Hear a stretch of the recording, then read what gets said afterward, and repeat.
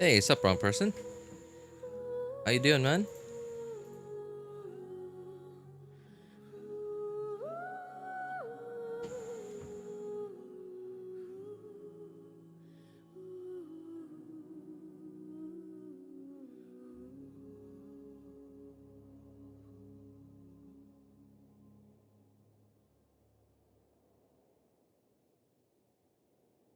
Surviving. Hey, aren't we all, man? Aren't we all?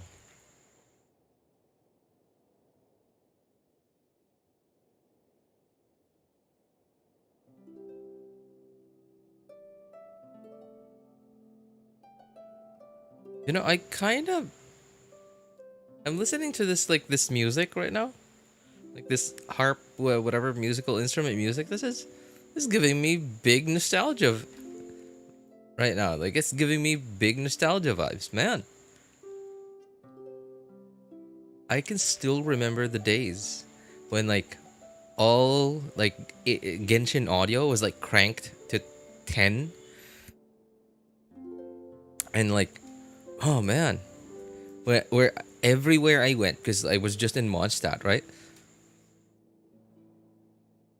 It was just this music, especially like when I went AFK or like when I was alt tabbing to something else. I would just hear nothing but this music.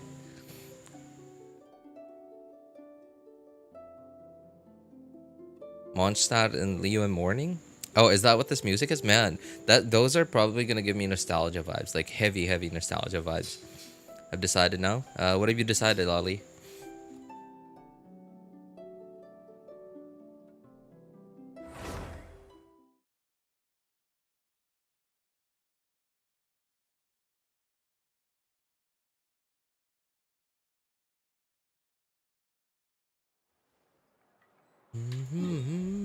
Um.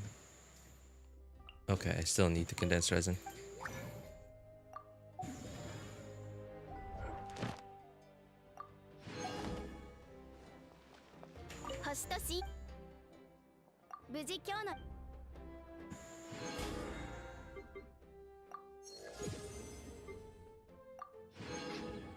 Man, it has never been easier to do daily commissions.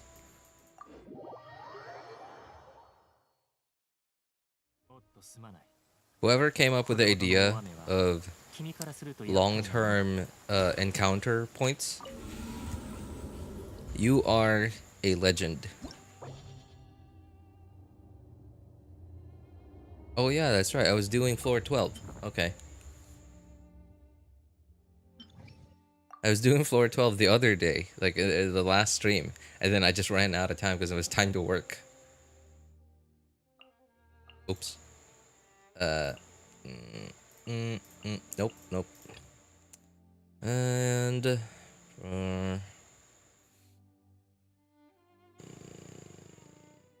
there you are. Okay. And then you, and you. Let's make sure official has... Yes. Okay. Usable ratios. Alright, sure. Oh, Bennett. That's right. Does Bennett have...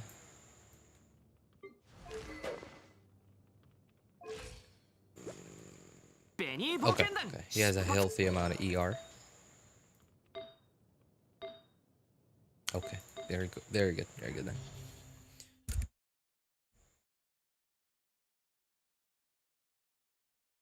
Best thing Genshin has done. Hmm. Uh, well, at least update-wise, right? Like amongst its many updates, it's probably the best one. But like including everything, including everything that was already in the game when the game launched, I would say the elemental system is probably the best thing Genshin has done. Hey, what's up, Nash? Why would you choose that word to be the first word that comes out uh, of your account in this live stream? Of all the words you could have done, you could have said, it could have been hello, could have been howdy y'all, it could have been Hope everyone's having a lovely day. But like, you just so happen to choose that word. Did you panic and like, you're like, oh, I'm here. Okay, come up with a word. Okay, and then that was the first word that came to mind. If I win my first 50-50 for Zelonin, your first 50-50. What do you mean by your first 50-50? Oh, oh yeah, that's right. Because I remember you mentioned you're gonna try to go for C2. Well, for C2, if I lose, I'll just say for someone else. If I lose, 3 50-50s already. Um, I have a pretty good chance of capturing Radiance. 3 50-50s, yeah. I think you're probably somewhere around like 70-ish% chance of procking capturing Radiance if you lose your next 50-50. But you know, I still don't recommend going for Zelonin C2 like immediately. I would still recommend going for Zelonin C0 and then Zelonin C0 and her signature weapon. And then just save up. I mean, I don't know, like if you're saving up for someone, because apparently there is there are rumors of a Venti rerun, and Venti's, and from what I remember, you have Xianyun, or am I remembering someone else? I could be wrong. Please correct me. I'm not. I feel like that was you, that you have Xianyun and you're gonna go for Xianyun's sea constellations. I don't remember. I'm not exactly sure if that was you who mentioned that. Overloaded bottom half. Yes, exactly. I like my bottoms half. I like my bottom halves overloaded, man. I mean, who doesn't, right?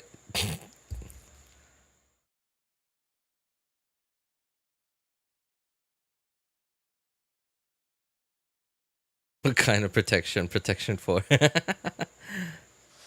I just like, I see. I see. You are probably a pretty sporty guy if you like those things, Nash. Right? Is that right? Like, are you actually a sporty guy? Because like, is that why you like those things? I just built my Sayu 2 weeks ago, and now I'm seeing the dreams about Jian Yun rerunning. You are seeing. You built your. Oh God. Why would you build Sayu, man? Why would you build Sayu? What for? You don't even need to build her to actually make her usable. I mean, like you've seen me for like years now, like with my level 20 Sayu. Is she even level 20 still? I don't even remember. Sayu. Oh wow. Okay. On this account at least, she's level 32. But by the way, I did not level up Sayu like at all. I leveled her up to 20, and from from what I remember, I don't remember ascending her. Like her first ascension, going past 20 out of 20 on all my accounts. I do remember like one or two of my accounts maybe, but not all of them. And this must have been the account, one of the accounts that I ascended her through her first ascension, 20 out of 20.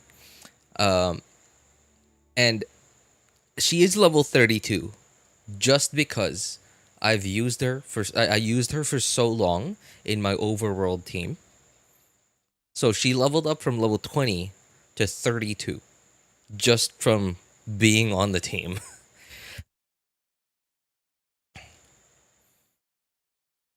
I'm laying in my bed until I need to eat and work.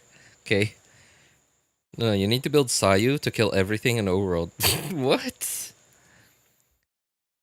Musil and build, also building my Sayu. I'm not here. Why would you all build Sayu? What for?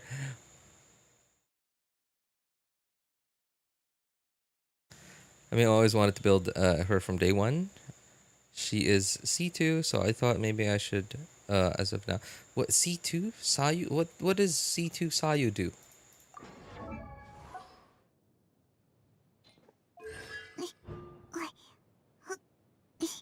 Damage of the whirlwind kick. Okay, increased by 3.3.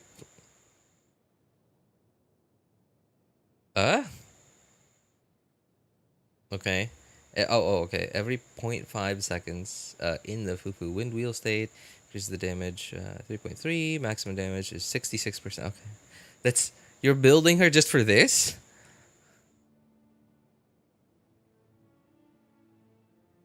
So how's my plan? Um, Hang on. Did you say something else other than that? Yeah, genuine. Change my mind. Pulling for genuine. Oh, okay, okay. Um,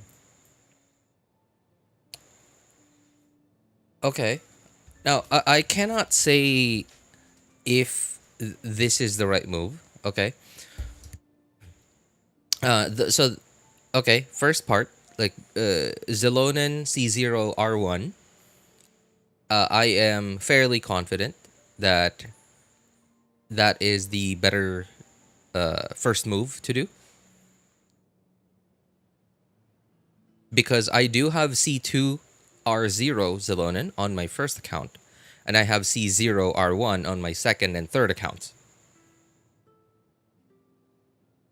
Now, I don't see much of a difference between them, but what I do see is how much more of my Primo gems I spent to get C2 R0 Zelonen versus C0 R1 Zelonen. I spent considerably less on C0 R1 Zelonen compared to C2 R0. And I don't see much of a difference between them. And I get it, it probably depends on your team. For me, I put my Zelonen in my Nivelet Furina team most of the time, and I hardly see a difference. The only the only reason I think the main reason why my Nivelet on my first account is stronger is because I have C2 Furina there.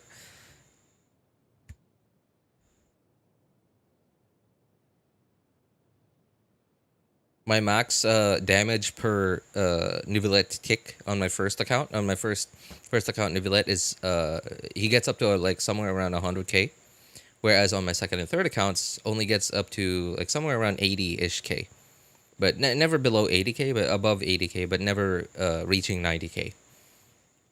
Of course, depending on the abyss cards. But I think a majority of that comes from C2 Farina.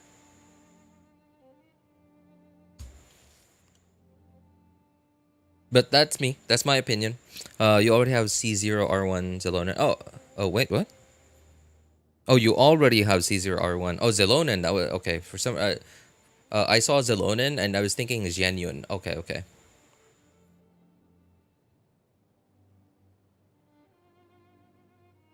Another thing you have to consider is how many Primo gems you have and how much of it, no, how much of it are you willing to spend and how much would you prefer to keep by the end of it.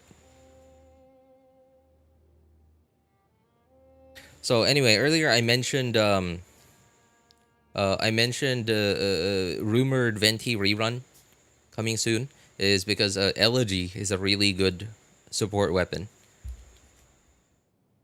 Like if you have Yelon, Elegy has lived has been living with my Yelon for a very long time now, and I just occasionally swap Elegy over to Fischl, just like I did now. You saw me just do it just now. Put it on Fischl. When I use Fischl, I'm not using Elegy. Uh, yeah, it's a really good weapon. It's one of those weapons where like you won't really notice you won't notice your bigger numbers because of Elegy, but you'll just feel like you're clearing faster.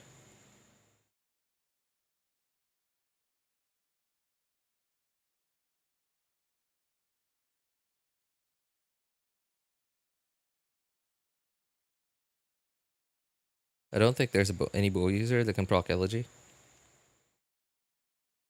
What do you mean?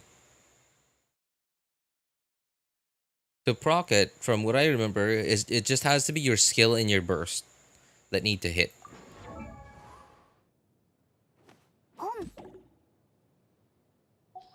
which Fischl can easily do, um, and Yelon can easily do. Right, and okay, I know that's not a lot of examples, but they are those two. At least those two examples are characters that many people are very likely to have built. So hang on, that could be triggered. Hang on, okay, okay. Elemental skills or bursts of the character wielding this weapon. Gain. Okay. Hit opponents. Okay, character gains a sigil.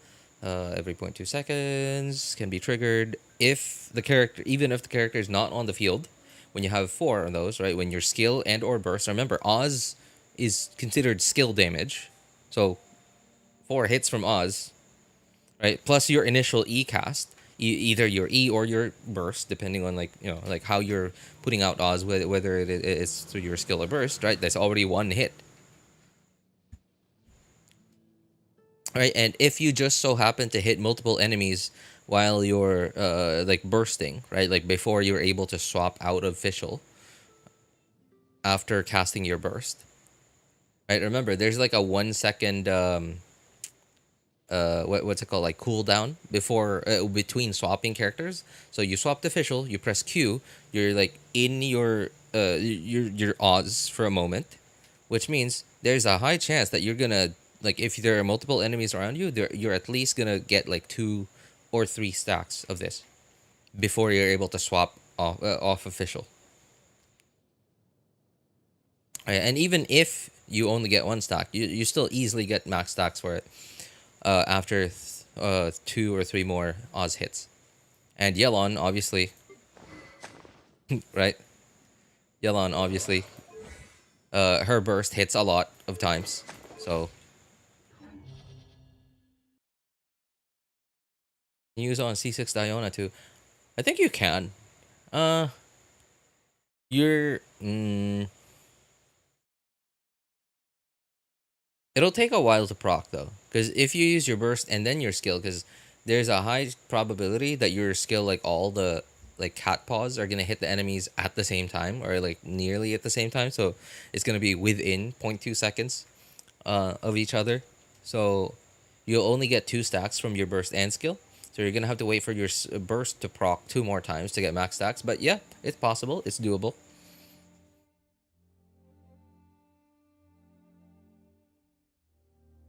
I have about 100 saved up. 100 pulls. 100 pull. But 5.5 is a while, so I can get to 200 probably.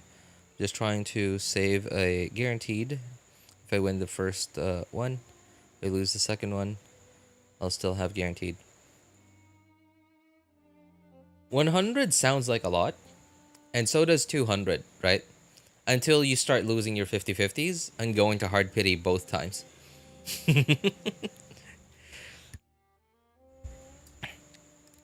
But that's up to you.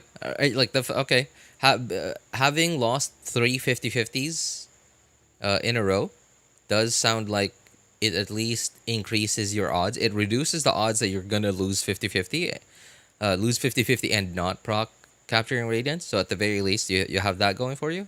So there's a high probability that your next 5 star is guaranteed, even though you're not actually on guaranteed. So yeah, I think it's up to you, like your risk tolerance there. Because okay, here's another one too. You're going for C1. Your C1 is all but guaranteed within your next 100 pulls, depending on how much pity you have, how much pity you're on right now. But your next one is not, right. What if? Okay, question by the way. When you lose 50/50 and proc capturing radiance, do they count that as a 50/50 loss? Like your next 5 star is guaranteed? I remember asking this question like a couple of months ago, and some of you guys answered that for me. And from what I remember, some of your guys' answer was it counts as a loss. Oh wow, that's nuts. Okay, that's crazy.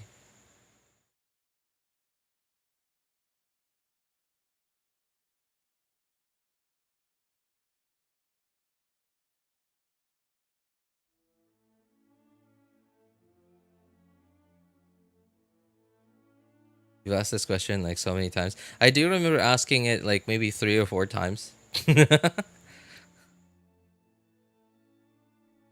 But I do, and I remember you answering it once, and then maybe twice, and then like other people answering it a third time for me.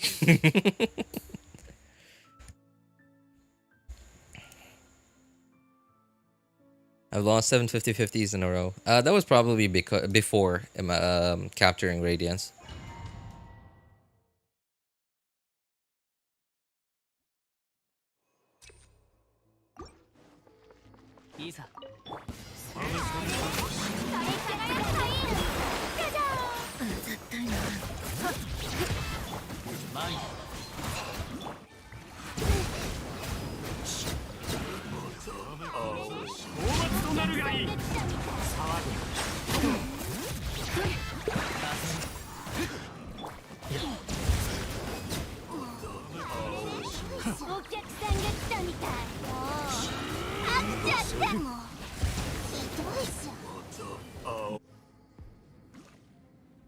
So capturing radiance counts as a loss. According to wrong person, yeah. Because technically you did lose 50-50.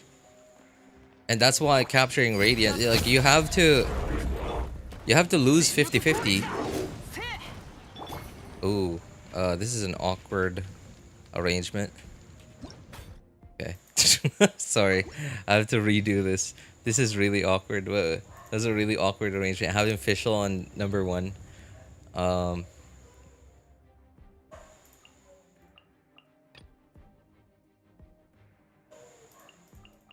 Oops. Yeah. Having this weapon really changed his damage output, bro. I need to pull it when he is... what? He is what? His weapon really did make a pretty big difference to his damage, right? So, I didn't spend a lot of time comparing like C0 Novelette with his signature weapon, because I couldn't. Because my initial plan at the time for during his last rerun was, I was just gonna go for C1, but no weapon. So as soon as I got C1, I was like, "Hey, awesome, okay." And then I tried it out at C0. I compared C0 and then I activated C1, compared C0 and C1, and I was like, "Yeah, okay, that's a pretty good upgrade, pretty good upgrade."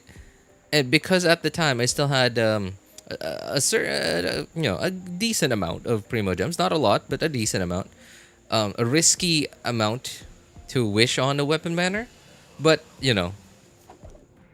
I barely made it through. Hence why I don't have Mawika and Sitlali. Yeah. But hey, no regrets. No regrets. I am perfectly fine without Sitlali and Mawika. Sitlali and Mawika were just new teams.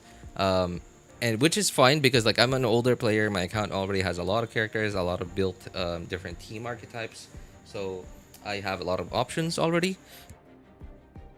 And what I needed at the time was an upgrade to one of my most used teams. If I lose and get capturing radiance, I could go for C2. That would be basically, yeah. Yeah, that changes things, Ali. I think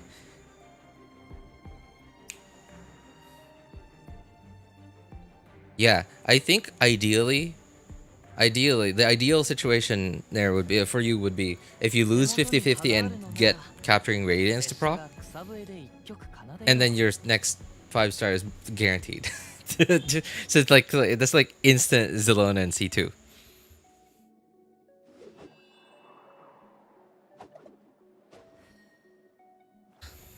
Yeah, it was. Then I pulled for Dia on her banner.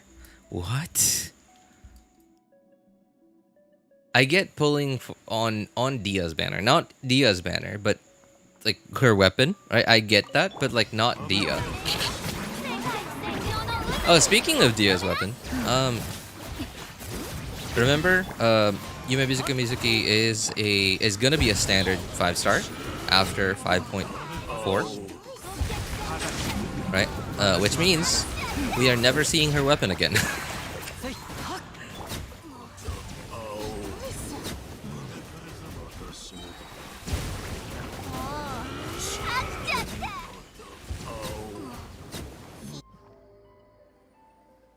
Next time we see her weapon might be on a chronicled banner or a chronicled wish.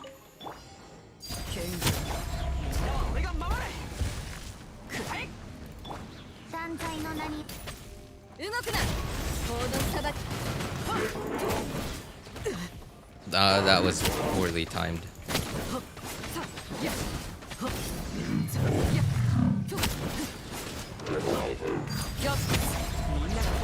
Oops.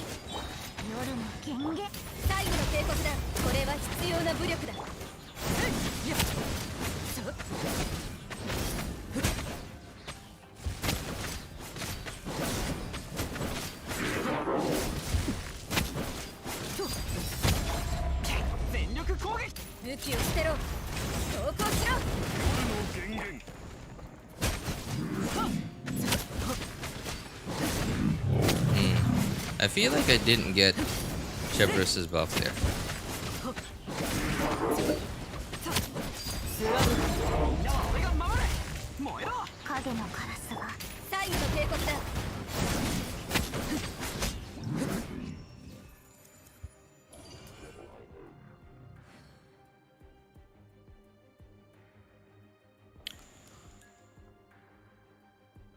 Is the Glad set good for any character? Glad it's not the best on anyone. It is close to being best in slot for Ayato Hypercarry, I believe. Yeah, it's Ayato Hypercarry. It's good on Arlecchino, but and it's not so far behind 4-piece Whimsy.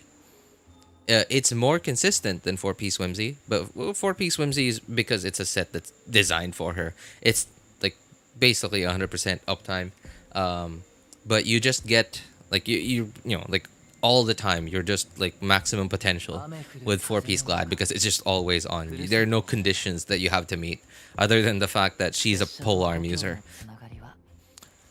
Sino, wow. Sino.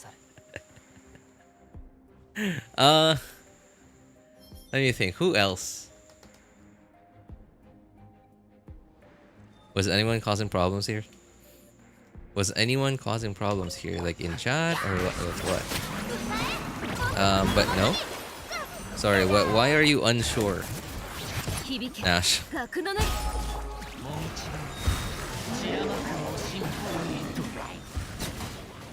I can't see anything.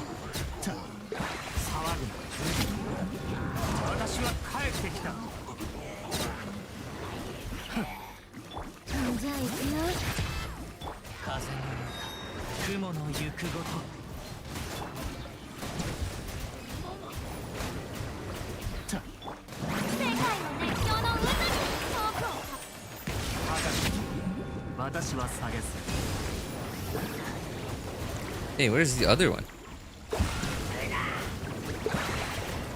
Oh, this guy dashed. Okay, so that one was like one part of the first pair of those big special healer throws, and then he just dashed forward and like he didn't die, where his partner already did. Okay, my rotation's all over the place here. I don't even know what I've done right and what I haven't done.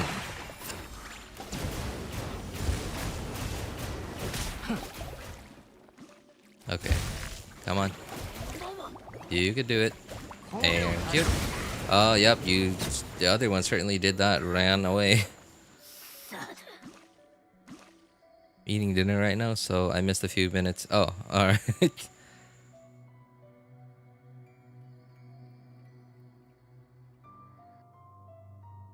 Why is everyone's profile picture so cute? You said the same thing yesterday, actually.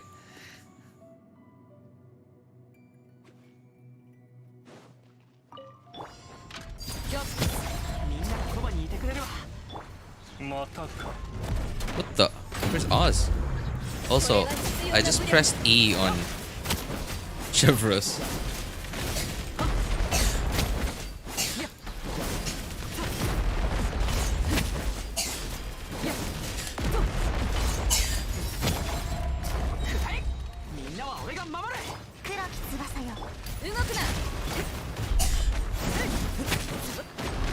Ow. Ow. Okay, that hurts.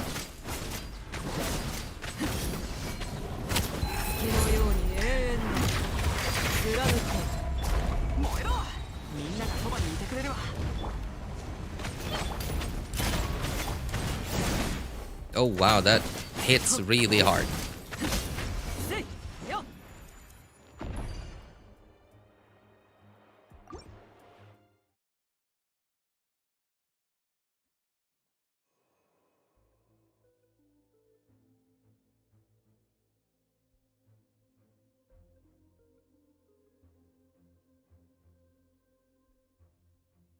Bless you to whoever's coughing.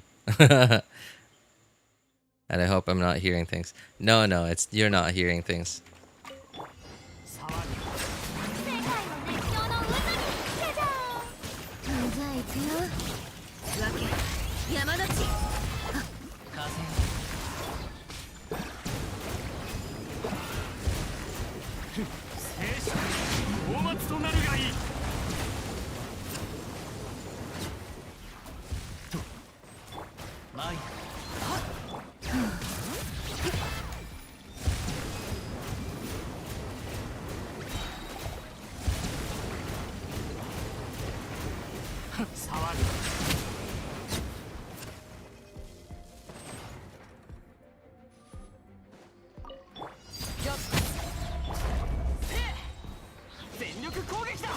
These, oh god, this thing's collider is still really weird. Well, there she goes.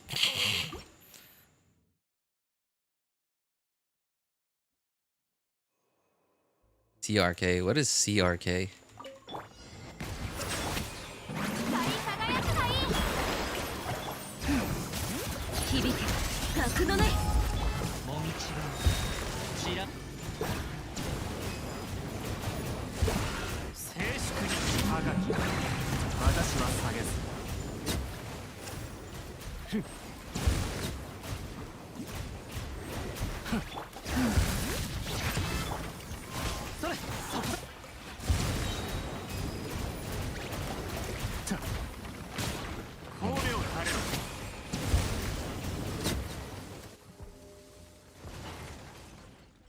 Cookie Run Kingdom. That sounds familiar.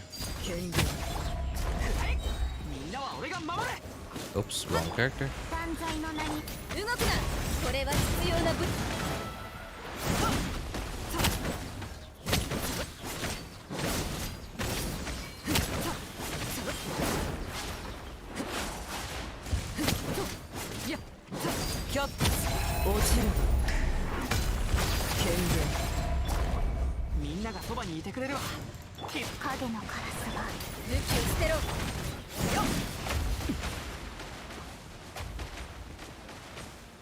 That was a poorly timed setup.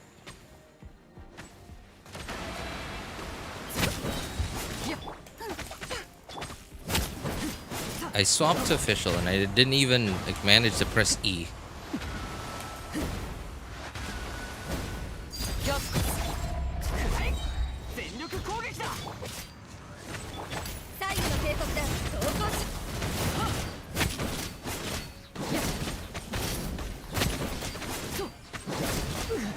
What the? What? What hit me?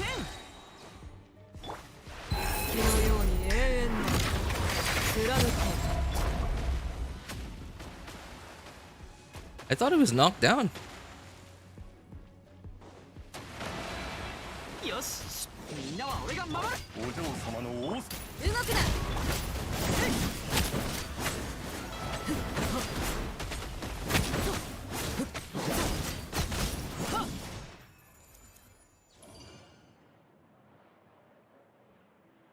Using Hu Tao vape on Swanee, her high resistance state stays for too long.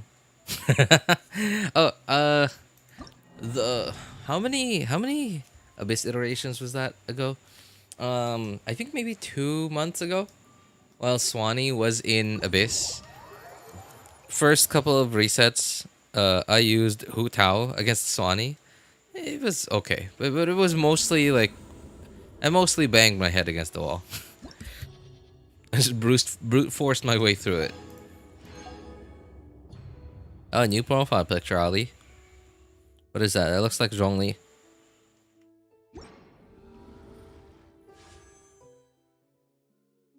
Oh man, that is a sad amount of Primo Gems. No Starcaller too.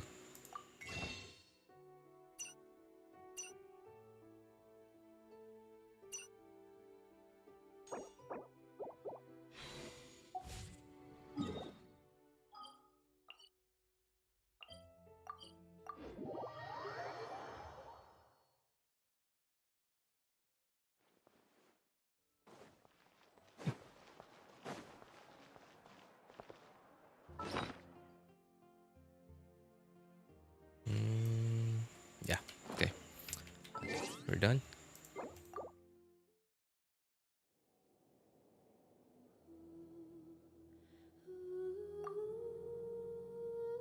Ranpo, that name sounds familiar.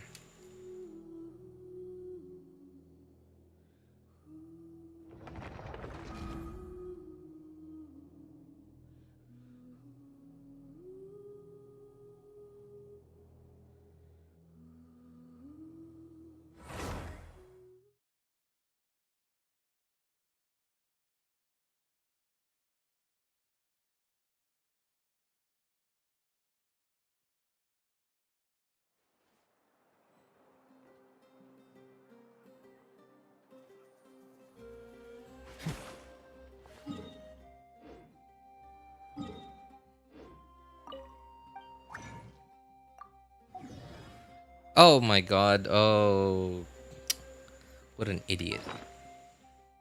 I meant to I meant to condense one. All right. I meant to condense one. That was so dumb.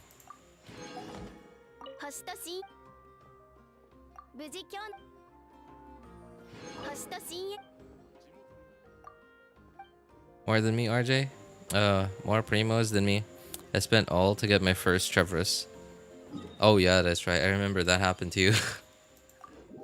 Did you at least get a second or third Chevrolet though?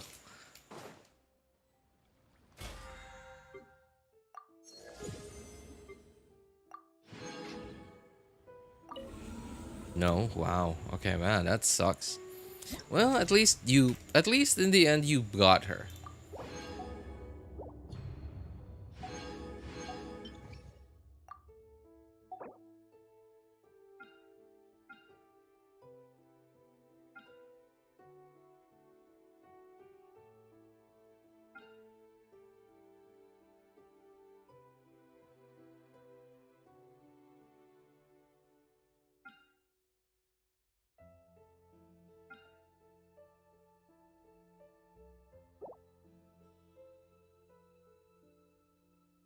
You know, I didn't even pay attention to this until just now.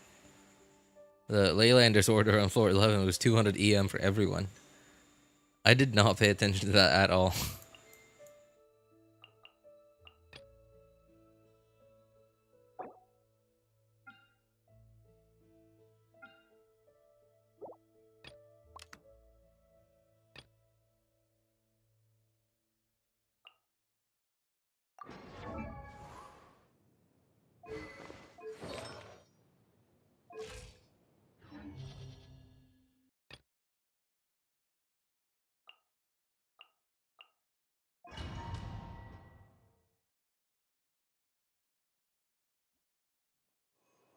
I spent all my primos on getting C1 Bennett.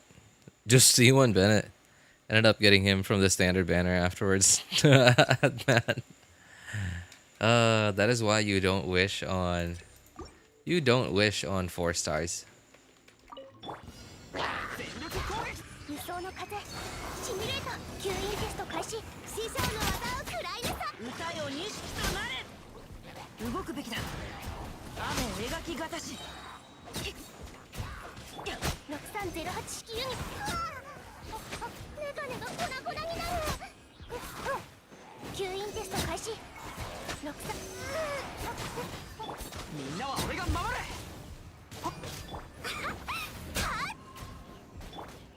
Was that a 98k from Xiangling?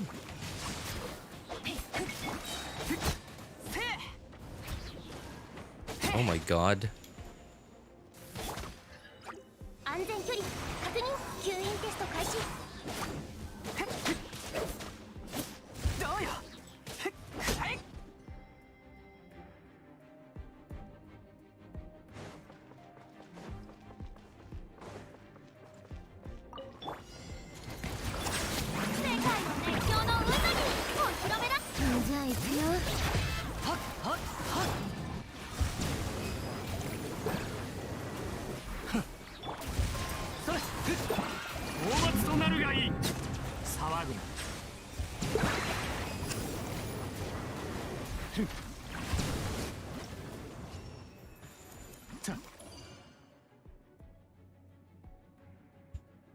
I swear they secretly buffed Melt. No, it's just the 200 EM. 200 EM for everyone in this chamber. Plus the fact that I got Sucrose sharing a lot of EM. So at this point, I don't even know how much EM my Xiangling has.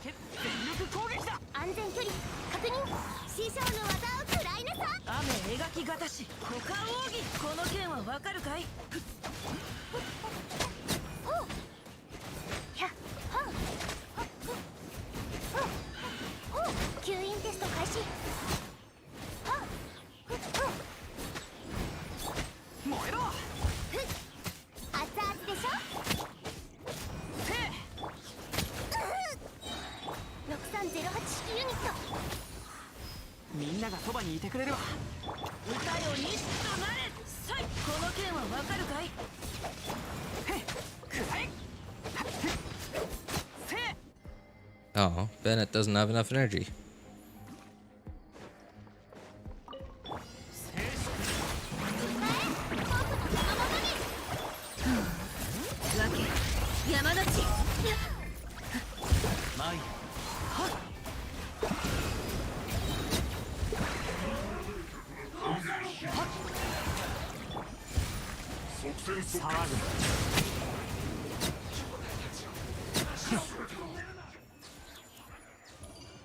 Hi guys, hey, you heading out already now?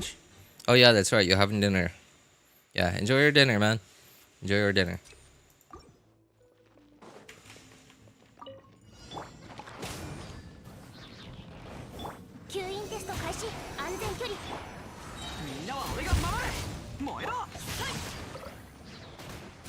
What? That didn't proc Sack Sword? What a cheat.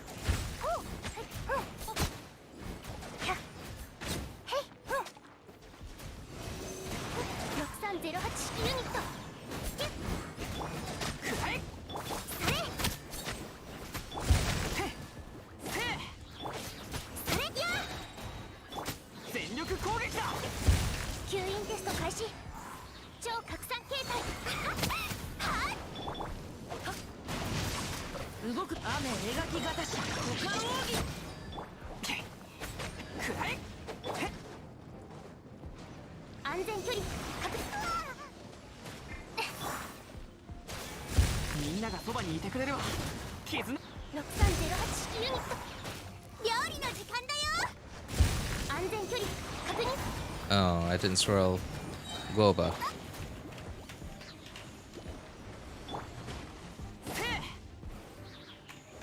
That was so poorly rotated.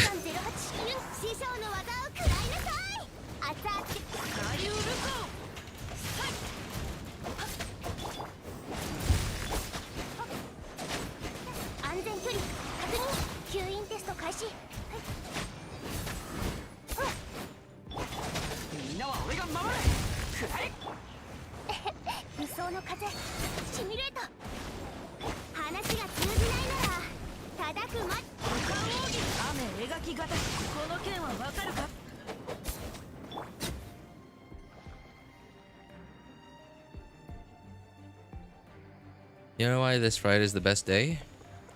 Any day can be the best day. But I guess for you, sure. What is it? Why?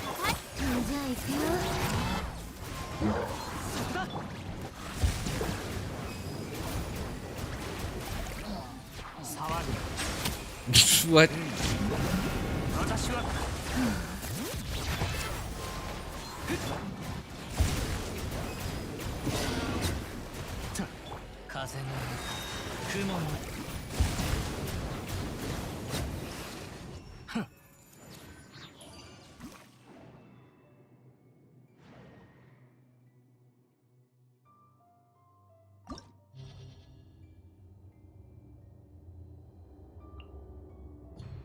Oh, you said why Friday is the best day, not why this Friday is the best day. Well, it's a Friday. Everyone thinks Friday is the best day.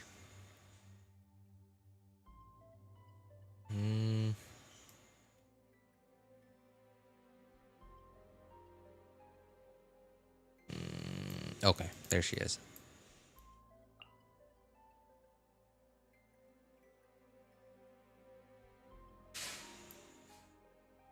Okay, now Bennett, from what I remember, does not have a good amount of ER on this account. No, he does not. Ugh, gonna have to go with an ER weapon.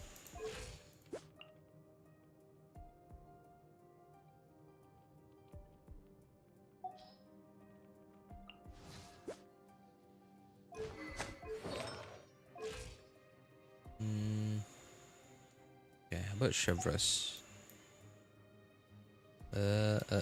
Can I find her? There.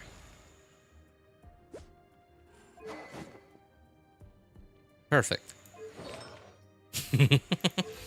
Absolutely perfect.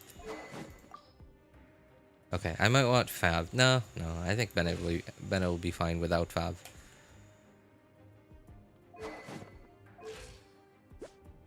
Will I even crit? I might want my R5 here.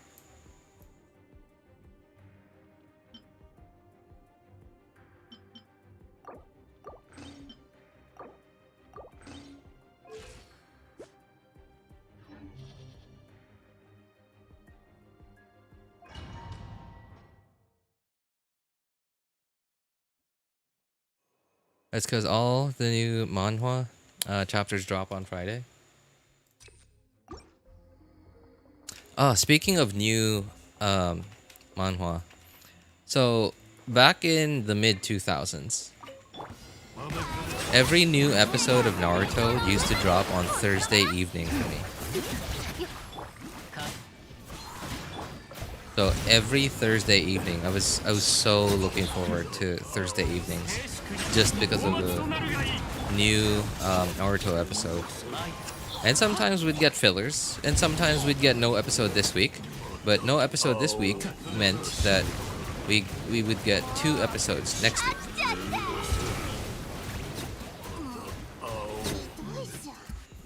Man, I miss when animes used to have a lot of episodes, and they didn't used to release only like 12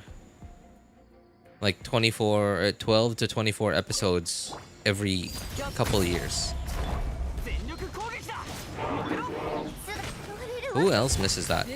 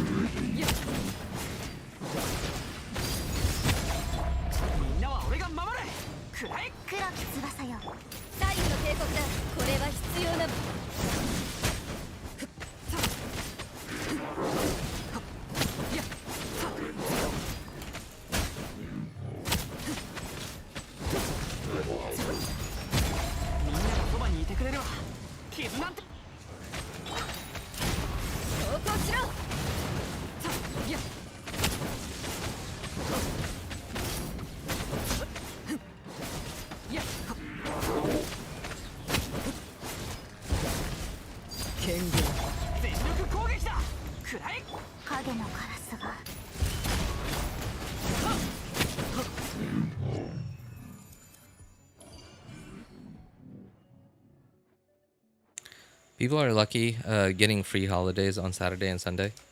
I had class on National Day once. National Day. Oh, sorry, I didn't know. When you mentioned National Day, the first thing that came to mind was like Chinese National Day, because like they have like an entire week holiday there just for National Day.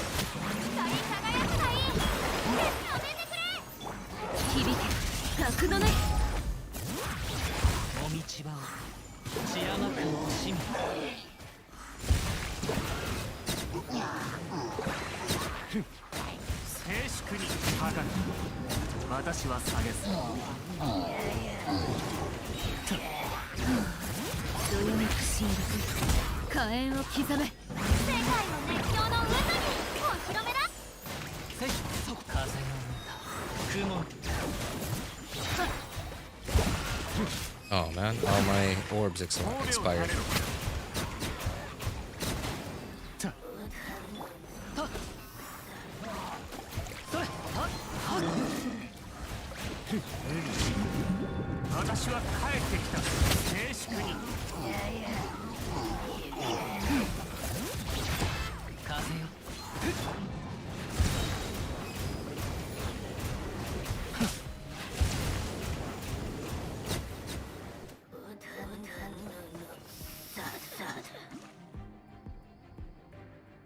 Me too. Chapters drop on Friday.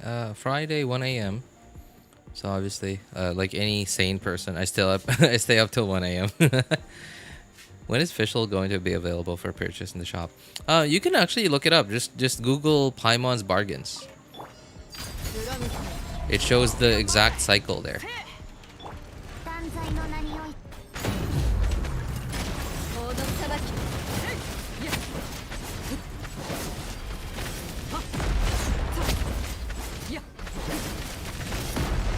Oh, I got hit by that one.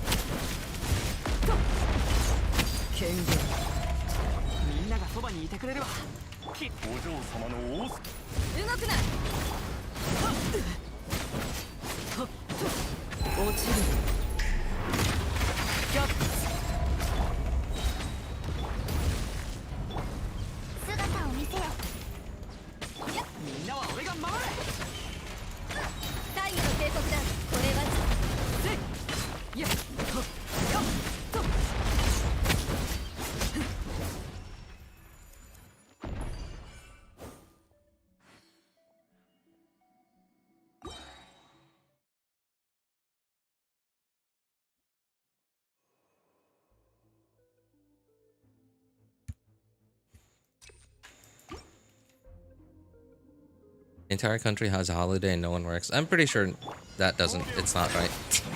If nobody worked on on something like National Day, that would mean like nobody is like doing anything, right? Like for example, like when you go to McDonald's expecting there to be someone, you know, like because it's a holiday, you didn't bother to cook. You want to eat outside. Like there's no one serving in a restaurant. All restaurants are closed.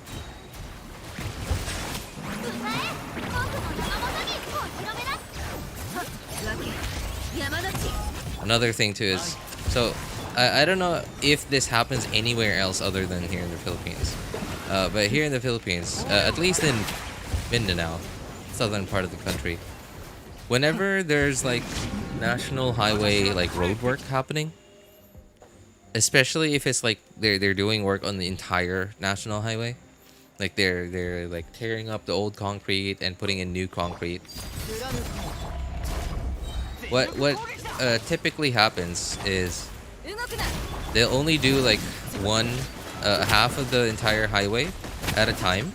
So like, especially back then when most of the national highways only had 2 lanes. Right, like what a joke! A national highway, only 2 lanes. But you know, typically it's the national highways in the southern part of the country were pretty quiet.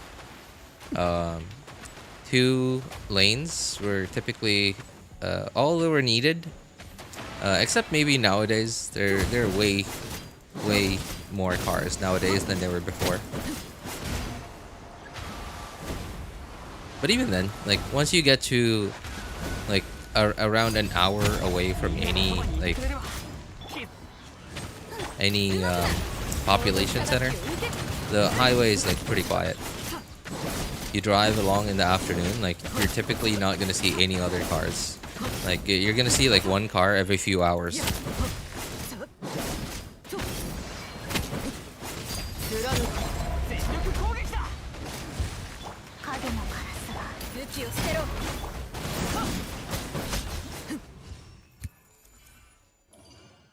But anyway, yeah. So like I mentioned, they typically close off 1 lane, not through the entire highway, but like for a good chunk of distance, like somewhere around like half a kilometer, like 300 to 500 meters.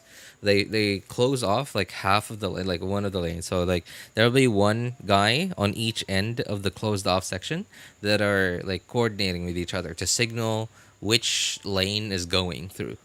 And like imagine if everybody in the entire country, like here in the Philippines, just did not work at all, it would be chaos. It would be chaos, and whenever that happened, all the government jobs are closed. Oh yeah.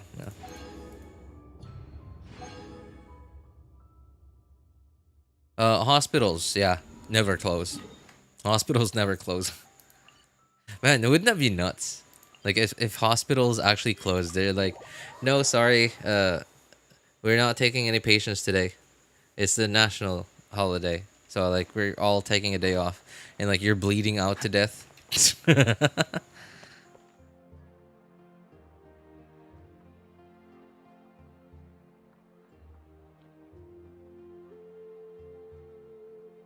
Overload is pretty smart, Swanee. You get free vapes as well. Man, I don't really.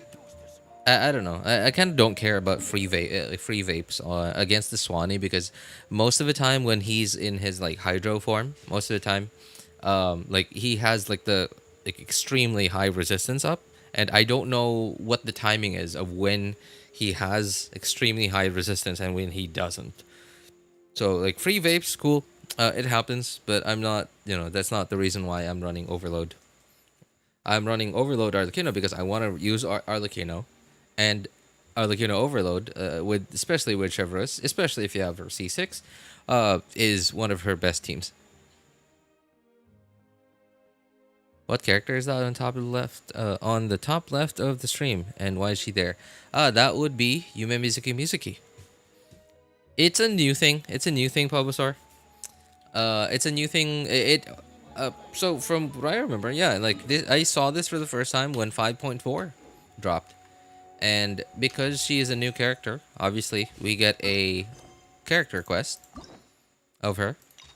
Well, by the way, character quests don't need story keys anymore. This only happened in 5.4, just a couple of days ago when 5.4 dropped, and yeah, so this it's a new thing. Like when whenever there's a new character quest, like apparently they have a thing there. Actually, there, yeah, Yumemizuki Mizuki. Wait, Bulbasaur, how long you've been off of Genshin for a while, right? How long have you been off?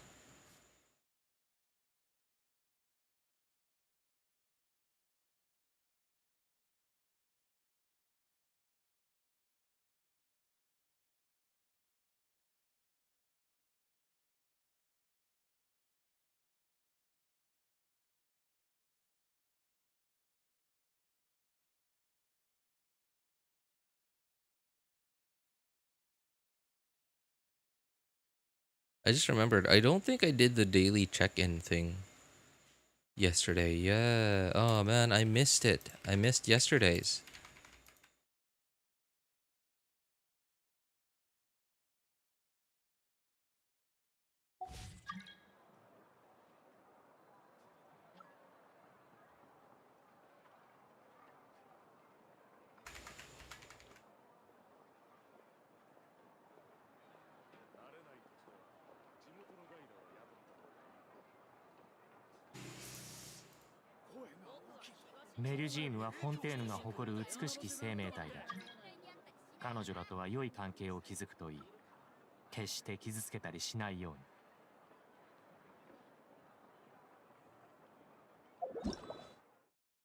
Yep, there it is.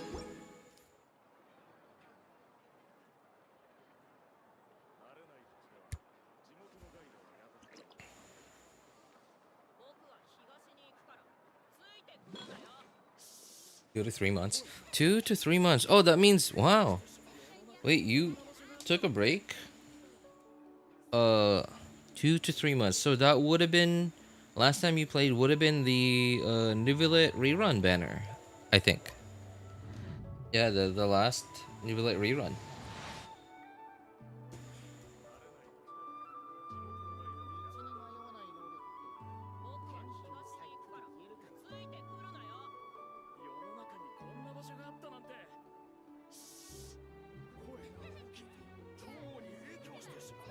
I can't bother with the whole your live check-ins. I know it's not a lot. Not a lot. It doesn't give you a lot, but hang on. Let me open it up so I can remember some of the good points about it. So there's like 60 primos from it every month. It's not a lot, but you know, it's free. Just takes a second to do it. I just have it bookmarked on my browser. I open my browser, it's bookmarked, and yeah, so there's like so there's a total of how much more is there? Okay, so there's so XP books, there are heroes wits from it, not a lot. There are only 6 heroes wits. So Heroes Wits, just so you know, are these things. There's 6 every month. And the Adventurers Experience, this thing, there's, hang on, how many are there? Okay, 3, 5, okay, hang on. Okay, so that's 6, 11, 16, 20, 23, 26. So there's 26 of this every month. And Mora, let me see. Okay. So 24k from that. 15k, that's 39. 44k. So there's 44k Mora every month.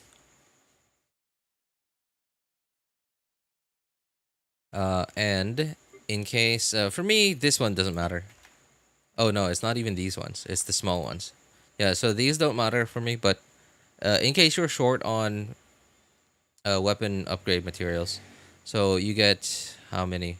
6, 11, 16. 16 of these things every month.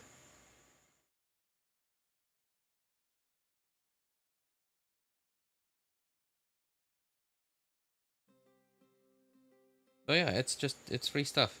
So, you know, why not? Plus the fact that it doesn't even take that long.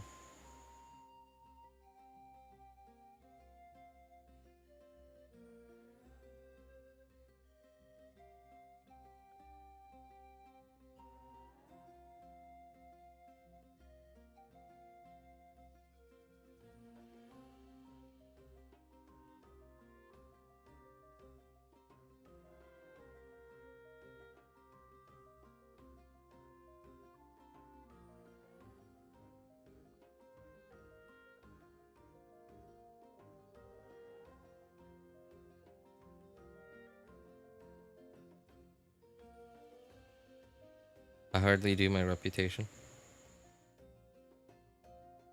You should do reputation, man. I mean, nowadays, what does the reputation even give you nowadays? Like in Natlan, I don't remember. So, okay, at the very least, you would have done a little bit of reputation, right? From Mondstadt. I don't remember. Was it Mondstadt or Liyue? Mondstadt. I don't remember which one. I think Mondstadt gave you condensed resin. No, no, no. I think condensed resin was Liyue. And Mondstadt was the one that gave you the portable teleporters.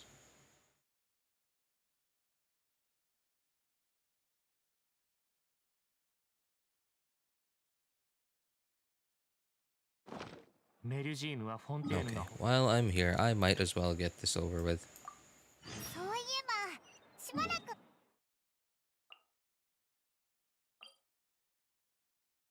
Oh, you know what? Not just yet. Not just yet. Let's take care of this one first, because at least that story quest is gonna be there for quite some time. This thing's disappearing in a few days.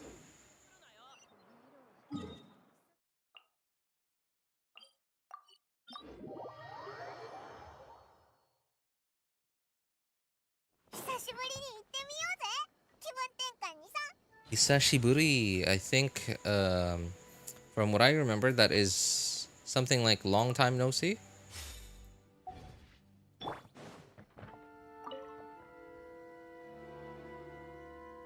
The food device? The food device, I believe, is from Mondstadt. I've never really used that thing. I don't really use food. I used food like way back then, like when I was a nab, when I didn't know anything about the game. Like I didn't know about healers. Like the only healer I knew at the time was Barbara, and Barbara just was like, man, Barbara is Barbara, and I really thought that that was the only that was like the best form of healing that the game had to offer at the time. So like I just bared with it as well as I could, and relied on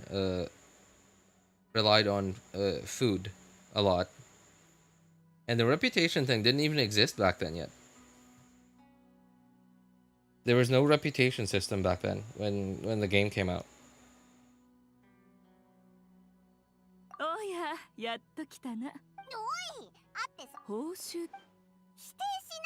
It's sort of, I believe it's called the NRE something.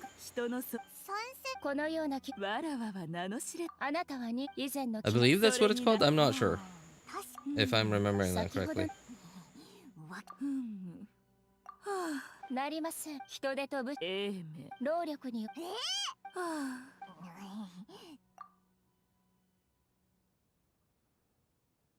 遊芸はもとよりそうじゃ。大まかな幕府の任せよ。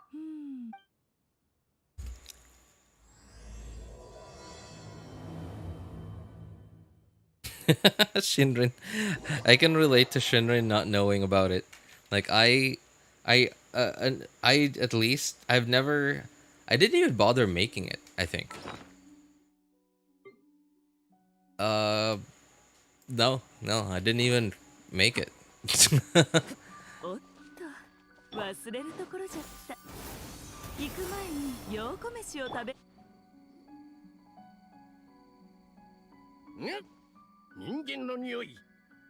You get extra primos for doing Mizuki story quests, or is it just 60?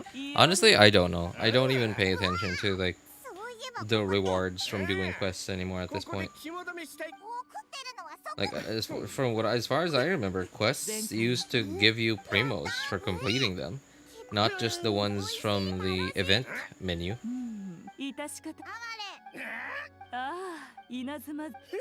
もともと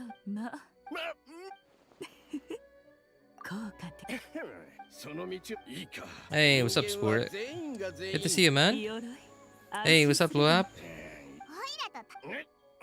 Interesting time again. Is this your preferred time for it? I can't remember the last time I saw you on here. If I streamed if I streamed in the afternoon. 料理のわらわはしゃぶ業と。でも、なんでお前は一緒。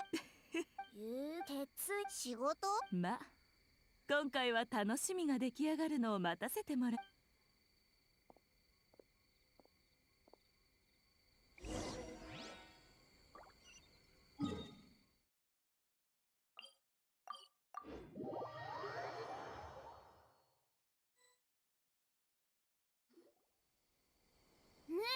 町だ。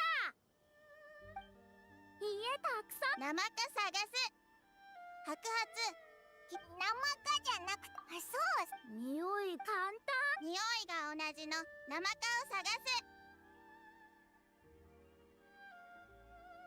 I'm mostly totally free at this time during random stuff. Ah, I see. Okay. I should try streaming more often at this hour.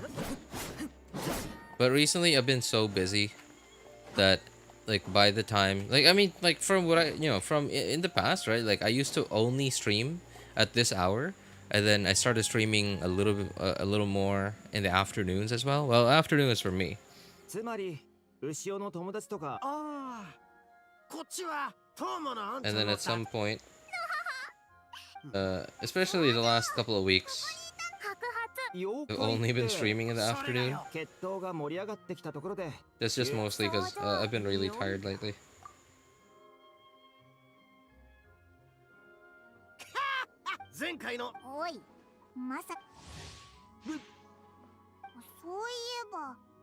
So by the time 10 o'clock hits, when I get off work for the day, I have some other like house stuff to do. Like I do the dishes, I take out the trash, and then I do the usual stuff to like I finish up like with work stuff, finish up for the day, prepare for the next day.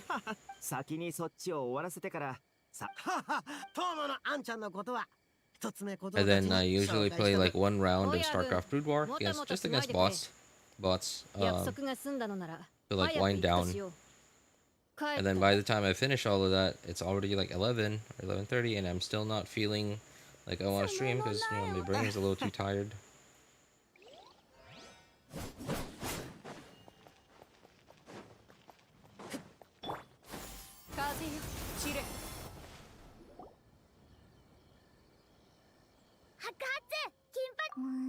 タヌキに変化できるムジナ？違う。タヌキでもムジナでもない。タヌキ、ムジナ。説は人間だぞ。ヒヒ。あっ。おい。ん？おい。ねえ。ちょい待ち。吉報ねえ。え？あつ。そっか。へえ、そうや。もちろん。せや、さゆちゃんもどうや。脱走失敗。忍術、家よりも大きく。忍術、そう山や。さゆ、大丈夫。You sound different, tired or sick. That's probably because like my head is a little like off center from the microphone. Also, I wouldn't say I'm tired now. I've gotten a little less busy the last couple of days. But my brain, it does kind of feel like it's starting to wind down. So I don't feel as hype now as I usually am. Plus the fact that there's not really, I mean, like, sure, there's stuff to do in the game. Like, I have to do this event. I have Yumemizuki Mizuki's story quest to do. But, like, nothing that's like that you know, nothing that keeps me awake for like another 30 minutes every evening. Nothing too exciting.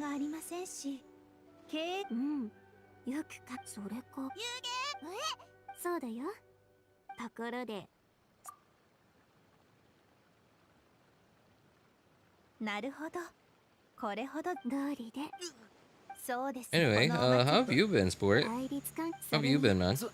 You still play Genshin? Do you play other Hoyo games as well? Or like have you started playing other games? Like Wuwa or some other games?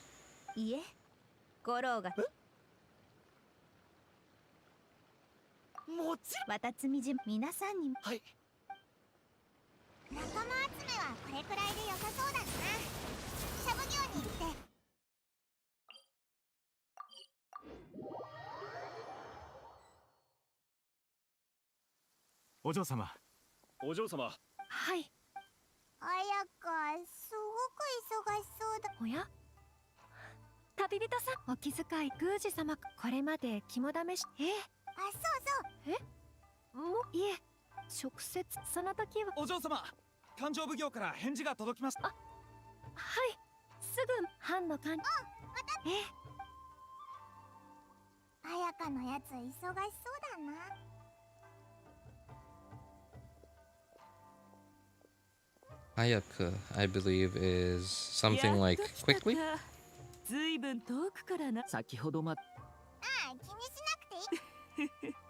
Quickly or hurry, something like that.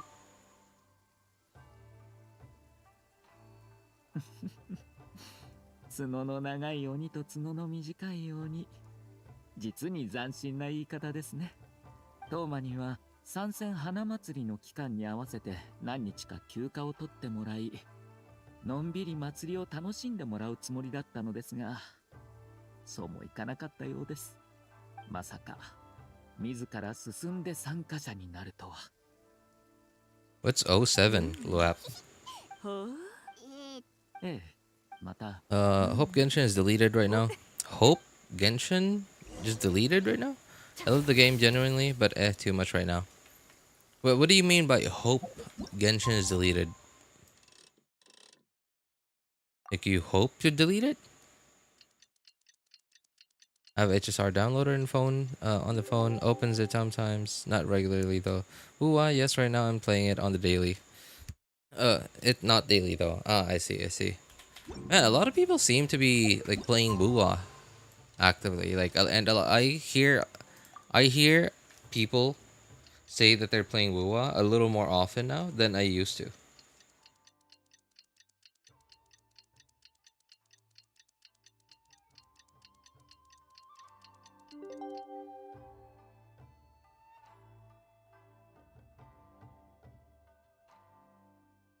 Or is it just my imagination? Is it just my imagination, or are people playing? Are more people playing Wuwa now? I mean, Wuwa seems to be doing well for itself, actually. Like, the devs seem genuinely like motivated to make the game better. Like, I hear a lot of good things about their developers, that they're listening to feedback and stuff.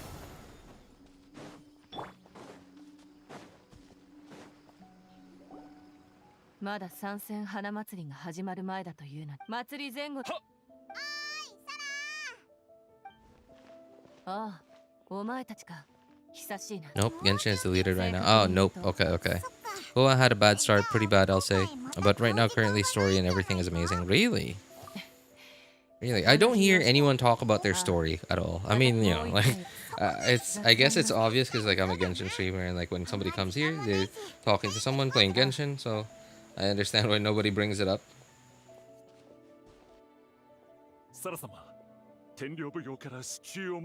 Dump all my money on Wuwa, but please don't tell Hoyo. Oh, man. I don't know what to tell you, man.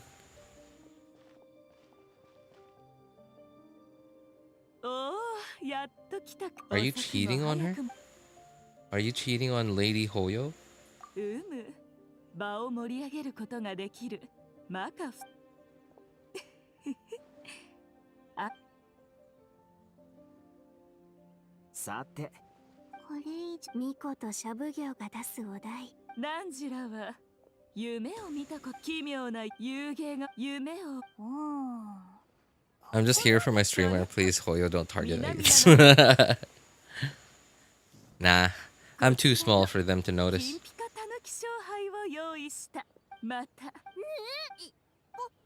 最高のさあ。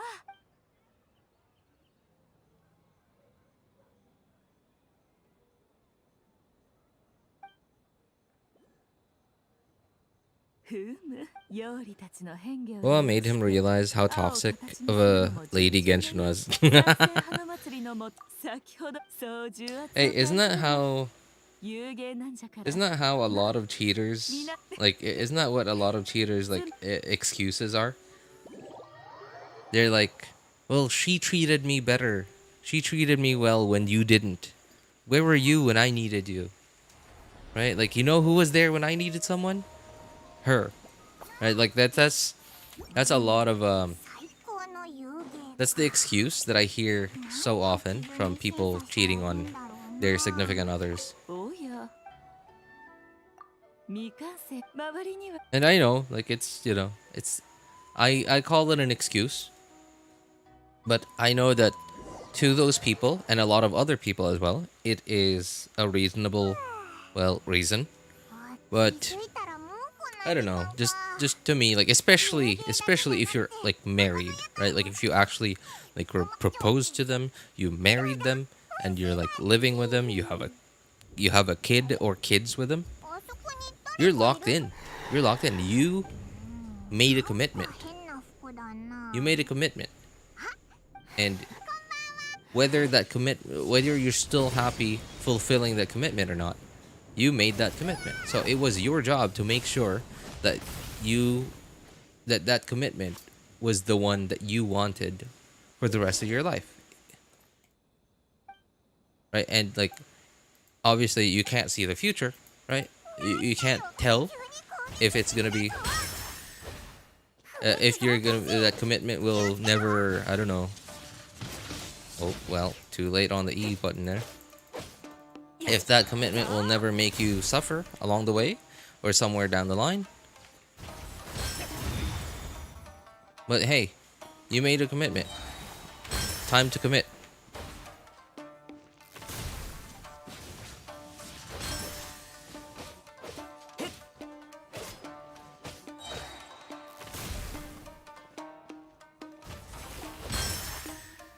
Time for you who made a commitment to honor that commitment.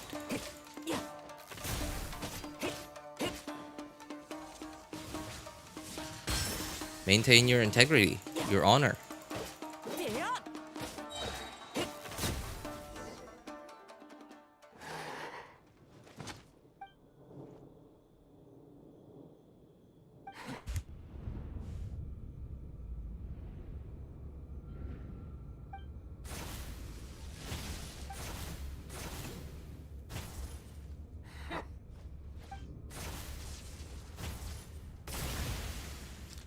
Still, I don't understand why people compare so much play, whichever you want. Compare so much play, whichever you want. Both games are nice. For real though. Hey, I gave Hoyo a fair share amount of money and time for the past 3 years, but it's too much for me. Well, at the very least, like, there's no such commitment, like to video games. So you're fine. You'll be fine. Well, that's the thing though. Is like people who are passionate, people who are really, really passionate about what they do, and of course, that includes playing certain video games.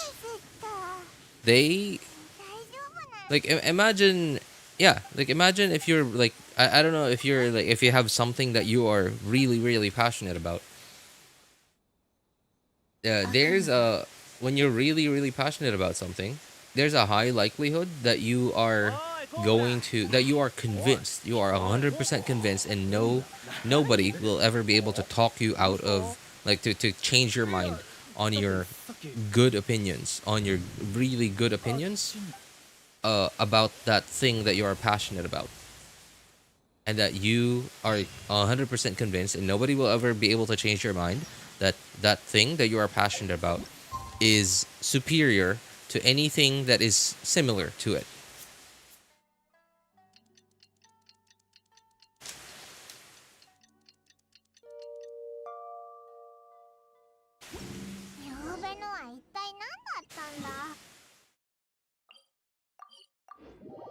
And I think that's what's going on with Genshin, because so another thing too, on top of like Genshin being not necessarily the first, they weren't the first, obviously, like gacha game, right? But they were certainly the first to like make a triple A, like high budget, like gacha game of this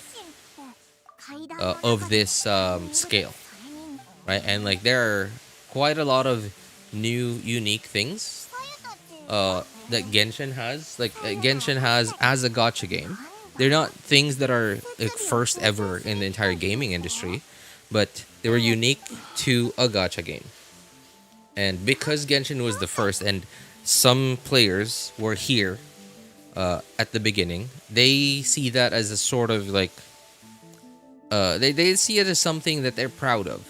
They're proud of themselves for choosing Genshin, and not just Genshin. Like it's the same for like when you are like, okay, like for example, like if you chose to buy Apple stock, like when in the first, I don't know, like first couple of months, first year that Apple became went public, right? Would you not be proud to own your, like, I don't know, your $15 million in stock that you bought for like $200 from like 15 years ago, right? Like you'd be proud, obviously, like because of the money, right? But you'd also be proud that you saw, like, you make you're convinced that, like, hey, I saw potential, so that was a good move on my part.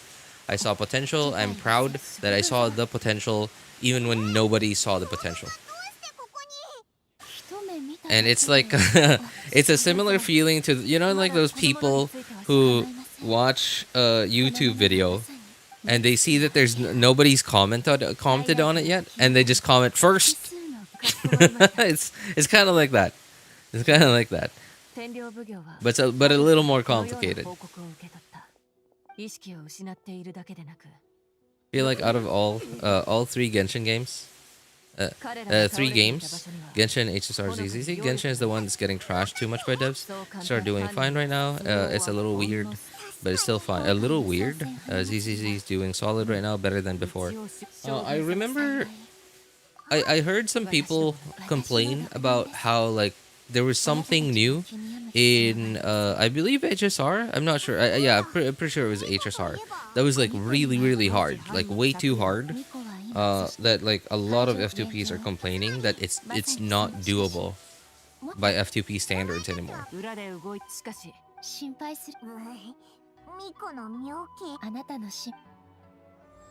Genshin, feel like devs aren't even trying. Well, that's the thing though, is I mean, like obviously, like none of us work there, right? So none of us can confirm or deny that.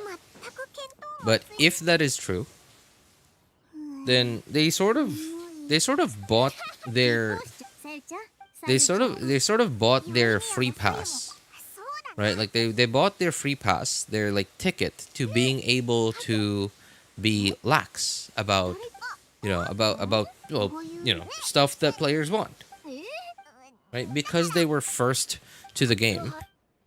They were first to the game. They have the luxury. They have the luxury of not having to try hard as much as competitors.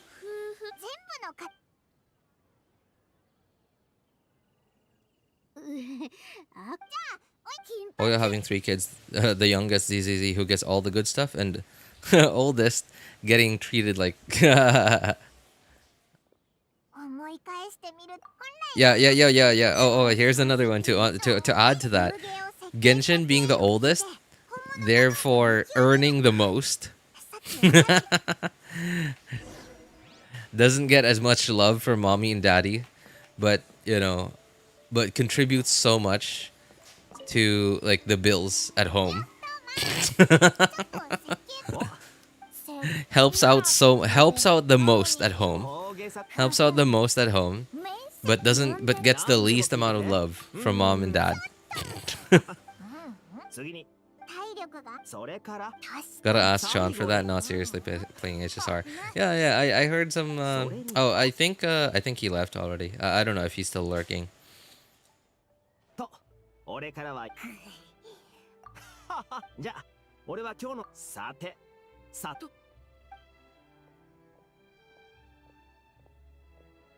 Genshin is the middle child. Oh yeah, that's right. Cause like Honkai Impact. Okay, Genshin is the middle child though, cause Honkai Impact's the eldest right now. I don't hear people talk about Honkai Impact anymore. Like, the game's still alive, isn't it? Because like I haven't heard of anyone, because like if the game has shut down or is like slowing down, people would be talking about it. But the fact that no one's talking about it means that nothing significant's happening to it. Nothing extremely good, but nothing extremely bad either.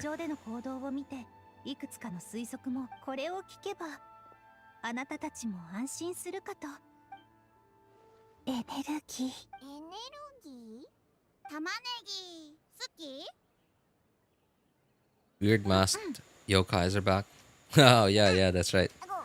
Well, it is an Inazuma Festival event after all, so it's to be expected. Honkai Impact is the black sheep in the fam. That's why no one talks about it. Oh man, that's funny.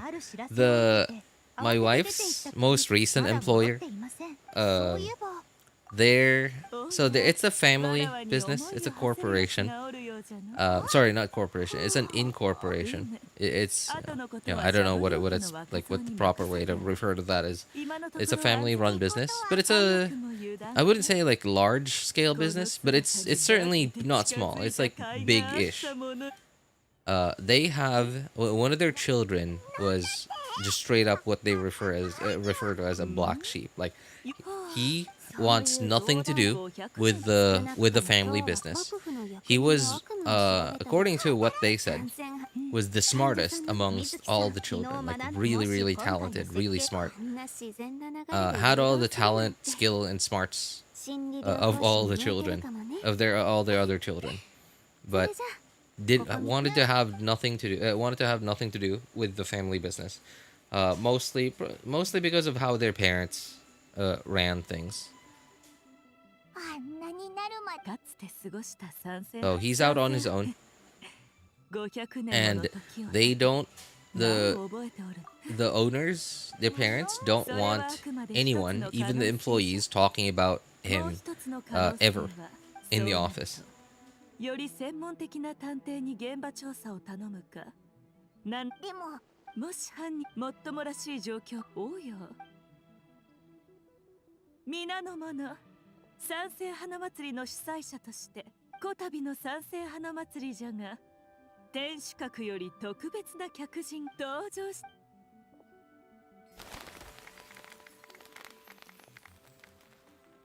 One thing that Hoyo does seem to have been focusing on is the casual side of Genshin. And when I say casual side, I'm talking about things 悪くなかろう like storytelling, まさか um, 将軍様がおいでになれば storytelling, おかげで健康を dialogue 前 writing, 重力 camera をお work. びき出すために将軍様 もっと早く言って That くれれば does like I have noticed, I have felt like that has been improving over time. まだ But 目が because I'm no 浮かび filmmaker それまで myself, so 将 I 軍 can't 様と tell 共に like 行 the 動しなが small, ら I can't point out the small, tiny details of it.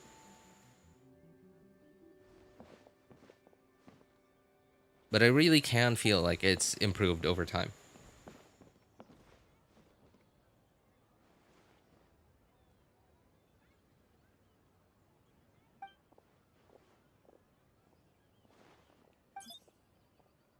Honkai Impact is currently healing its inner child by having Honkai Impact 3rd. Genshin is just a cash cow middle child. Honkai Star Rail is just the adored younger sibling. ZZZ is the baby. ZZZ gets all the love, right? ZZZ and Star Rail, because like they're the youngest siblings. They're the ones, like ZZZ is the not necessarily baby, but like he's in middle school right now, whereas Star Rail is in high school, a freshman in high school. お礼です事情があるとはいえ民参戦旅人 So っぽいもん Honkai Impact, 夢水木水 Honkai Impact 3rd, いえ夢の中 is the eldest that wasn't 詳しい話は wasn't as smart and wasn't みんなに聞きたいことだね didn't become as successful as the second child, 遊芸をずっと神経尖らせて調査 but に is 集 still 中してたから out there, right? He's still out there, just chugging along. 私は Whereas Genshin is the like Genshin got the talent, he got the smarts, そうですか right? From like mom and dad's genes. ああ He got the talent. He got both talent and smarts.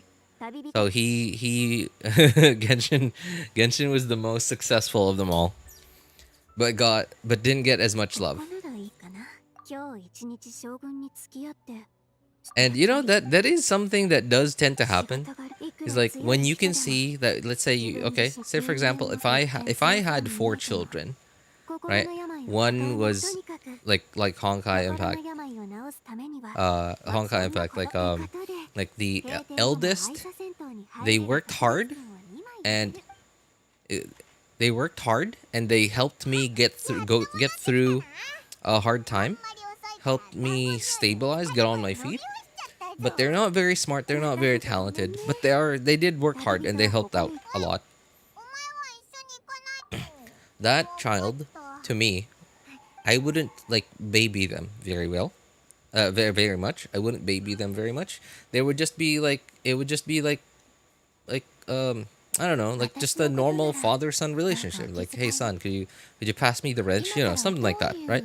Like no like mushy lovey-dovey stuff.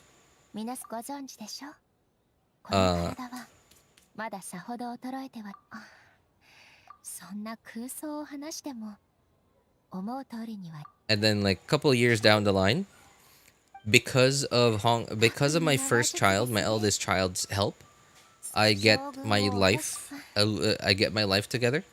I get my stuff together. So like I'm not having as hard a time now as I used to. So I'm able to send my second child, the smarter one, the more talented one, to a better school, give him better opportunities, like pay for med school or something, and really help the second child achieve more of their potential than I did with my first child.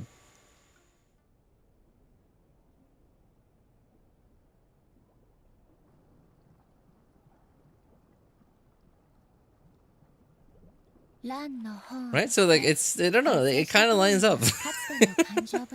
And because I can see that my second child is doing fine without my help, right? I'm just gonna leave him alone. I'm just gonna leave him alone. I'm not gonna bother him. I'm gonna let him do his thing. I'm gonna call him every now and then. I'm gonna ask, hey son, how you doing? All right, hey, good to hear from you. Good to hear from you. I'm happy for you. Just know that we're all here for you for whenever you need help. But because he's the smart one, he's the successful one, he's the good-looking one, he's the talented one. He never needs my help. So I'm like, okay, I'm here. とあるし信頼のおけるも悪意はなくても Are you just having another kid? No. We were just like I'm relating like how like Hoyo verse. Oh hey, what's up, Stella? I'm trying to relate how Hoyoverse and its kids, its games are like Hoyoverse being like a dad having 4 kids, right? Like with Honkai Impact 3rd, Genshin Impact, Honkai Star Rail, and ZZZ. 何があったのですか大丈夫将軍さっき何か食べようと思って武勇亭に向かって歩いてたの What is it with poor people and popping more kids shape ahead? That's the thing though. Poor people don't have stuff to do. They don't have anything to do. Well, not anything, but what else are they gonna do? Plus the fact that, they're very likely to be not very well educated, so they don't know anything about family planning. So not just like educated like what's the word I'm looking for? Academically, but also like discipline wise. So RJ is having another kid, got it. Right, like, but also discipline wise, like they weren't taught very well, like they weren't taught any discipline at all. They were like, their parents were probably too poor to even bother taking care of them, so they were just left on their own to grow up. 現場には妖理の変化の他に妖力の痕跡はない。手口を変えたか? You don't have to answer everything I ask. I know how this works. Yeah, I know, but like, what am I gonna talk about? Like, look at what's happening on the screen. What am I supposed to talk about, man?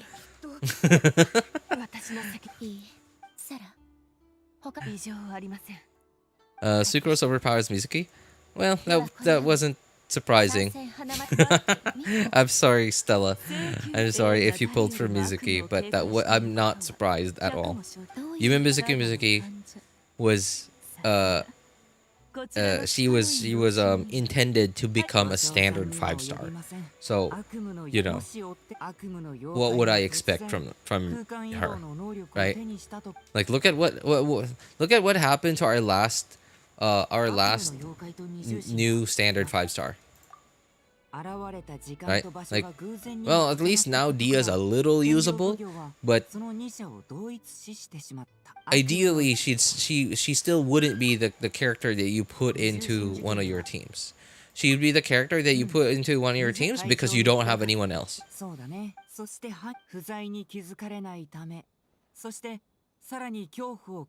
Lack of capital is lack of discipline for most people, because like, okay, here's an example. Of course, it's just an example, right? It doesn't happen to everyone, obviously. There's 8 billion people in the world, for Pete's sake.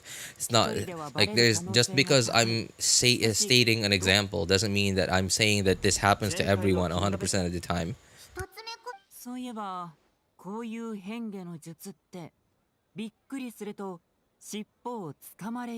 So okay, very good example, very common example in my city. A lot of really poor people don't have anywhere else to stay, like just, people living out on the streets.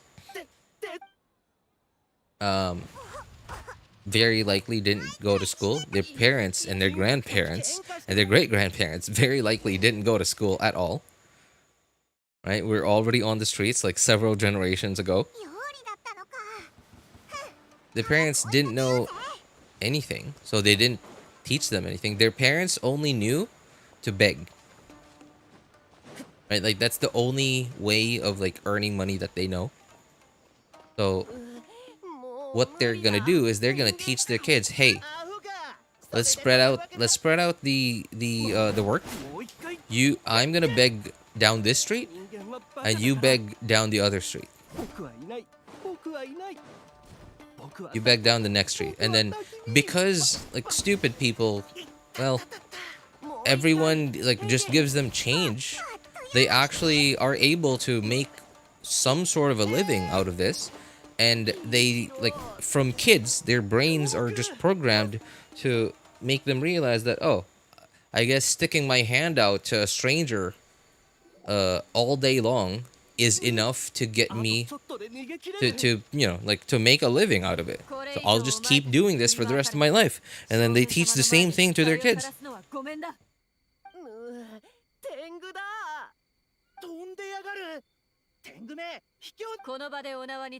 Poor and homeless are different things. Yeah, but then like, okay, here's the thing though. Like, it's something that you gotta understand. Like in the Philippines, like, so for me, I consider myself to be poor, right? Although I'm not homeless, but poor is subjective. There's no like set amount of income that you would like just because like somebody's earning, say, I don't know, 10,000 pesos, Philippine pesos a month. They're poor, but if they're earning 10,001 pesos every month, they're not poor, right? 1 million is poor. There kinda is, yeah. There kinda is, but it is so it is so different depending on where you are and the state of like. I don't want to use terms like GDP per capita or like average income, because like it's not just that, it's that plus a lot of other things. I guess like you could sum it up to like quality of life in relation to amount of income.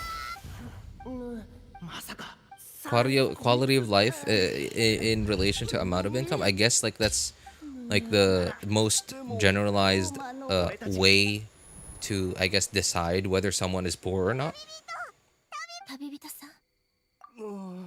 But that also highly depends on like how on the person as well, because there really are people out there that barely earn anything, but because they have zero hint of ambition, and they're very happy with their life, right? Like they're very contented with it. They have everything they want, but they're barely earning anything. So when you ask them, they really won't say that they're poor. Like they'll say like, I'm doing fine. I don't think I'm poor, right? Whereas there are I think a lot of middle class, like people in the middle class, would consider themselves to be poor.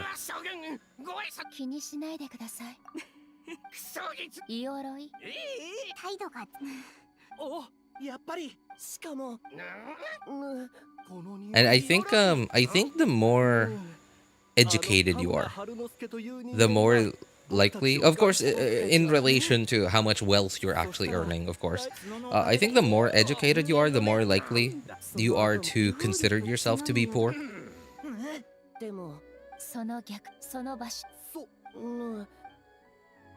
Yeah, but the amount of comfort you can afford it also relates to how happy you are, right? Like, okay, let me think. I remember meeting a few people that are like really good examples of this, but I haven't but it was like a really long time ago. So I can't remember very much about okay, here's one.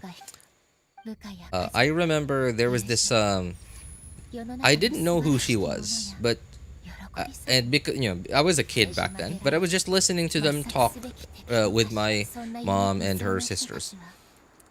So she came over to. It was me and my mom. We were at my grandma's at the time, and so she came over. I don't remember what the occasion was. It was something I don't remember. I remember her telling my mom and her sisters about what her life was like, and I remember thinking, man, that is awful. That is awful. But like she from what I remember, the tone of her voice, the way she was talking about it, it all seemed normal to her. It all seemed fine to her. It was like perfectly fine. I did not hear anything about like what she I did not hear her talk about like what her source of income was. All I remember hearing is just the tone of her voice. She was just talking about her like day-to-day life as if it was like the most perfectly normal thing in the world. And one like detail that really stuck out to me was the fact that she had nothing in her house that used electricity at all except for this one light bulb. And so at the time, I remember our electric bill at home was somewhere around 2,800 to 3,500 Philippine pesos a month. And this was like 20 years ago, 25 years ago.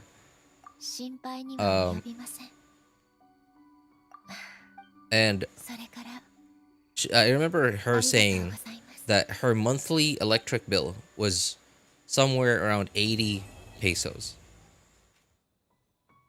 Like just like, and like when I remember when I heard that, I was like, it blew my mind. Like me just this random kid like keeping quiet and making sure not to bother their conversation. It blew my mind that she said all of that about what her life was like, and she seemed like she was perfectly fine. She also wasn't that old. She seemed to be somewhere around like her mid 40s to early 50s, maybe.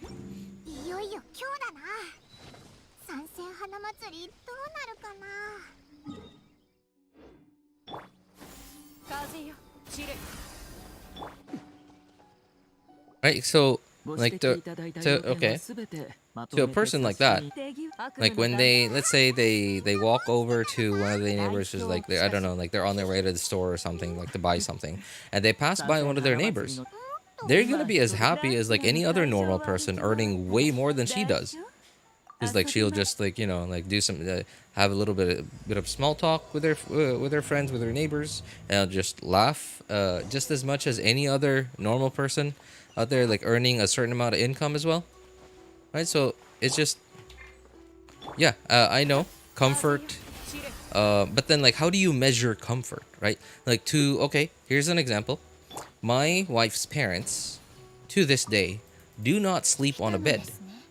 They sleep on I guess like a mat that they put on the floor in their bedroom. And they choose to not sleep on a bed because that is what they're comfortable with. But that is the opposite of like earning material income. Right? Like they're more comfortable not spending money on a bed than they would be spending money on a bed.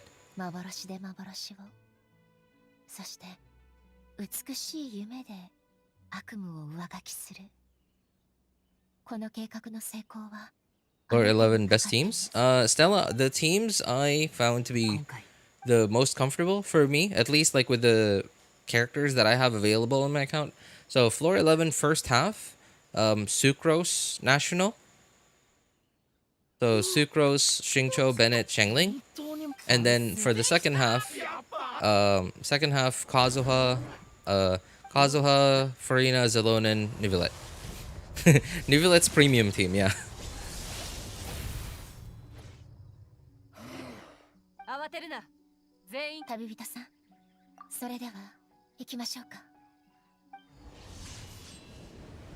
I grew up dirt poor and rough. I was perfectly fine with it, but that doesn't mean I wasn't poor. You are conflating the mental and physical states. Oopie?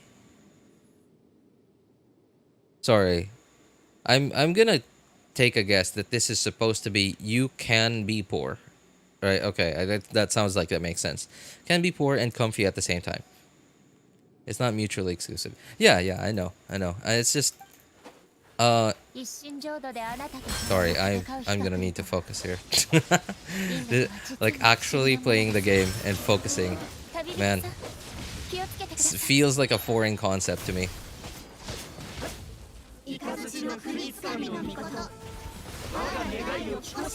Oh man, Raiden.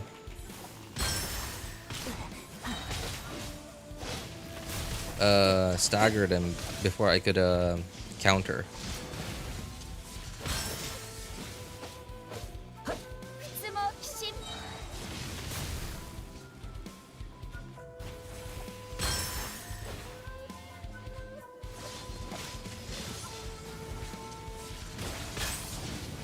Oh, what?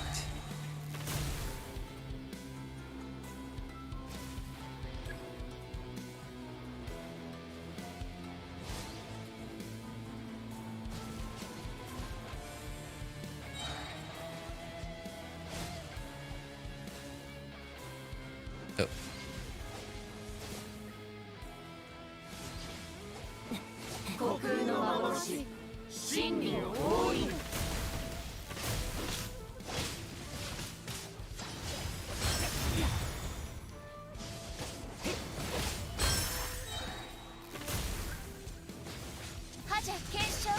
Oh man, I keep being too late, like pressing E too late whenever he does that attack.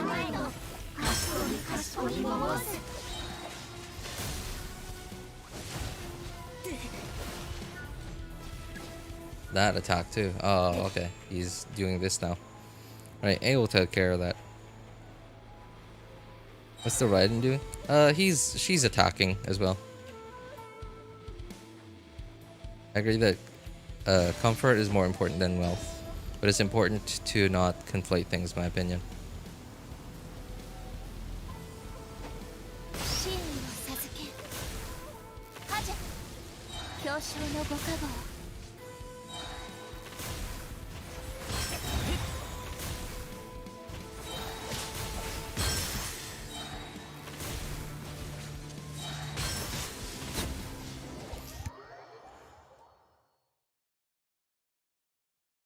Erosion hitting hard. Erosion?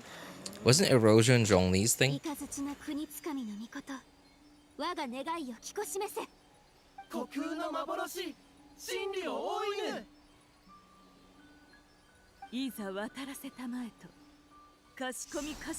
It's true though. I shouldn't conflate things, but it's just it's hard for me, at least like from what the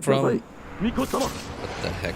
It sounded so weird. It sounded like somebody was talking to me in my ear.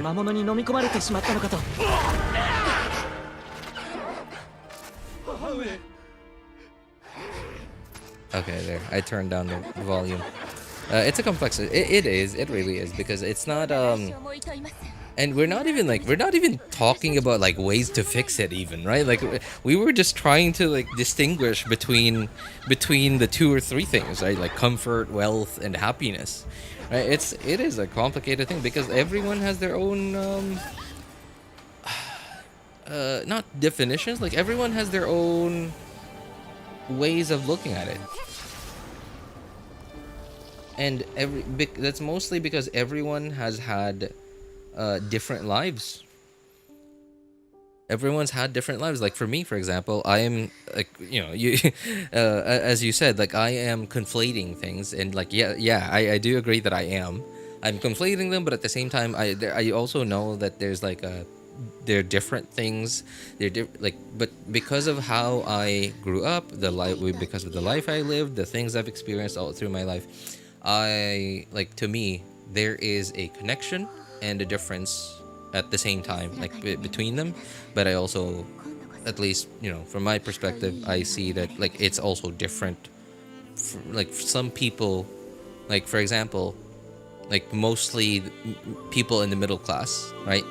They equate wealth to comfort, right? Because like say if I was in the middle class, right? Like let's say okay, like here in the Philippines, like if I was earning somewhere around okay, let's say if I was earning about twice as much as I was now, I would be in a much more comfortable situation than I am now. But because I'm in a much more comfortable situation, that opens up the possibility of me spending. Oh, the audio is a little too low now. Hang on. There. That opens up the possibility of me like spending my money elsewhere, like spending my money on better food, buying a car, mortgaging a house, and now all of a sudden, even though I'm earning like twice as much as I do now, as I actually do now, all of a sudden I feel like I'm much tighter on budget now, and I am much more anxious about going bankrupt.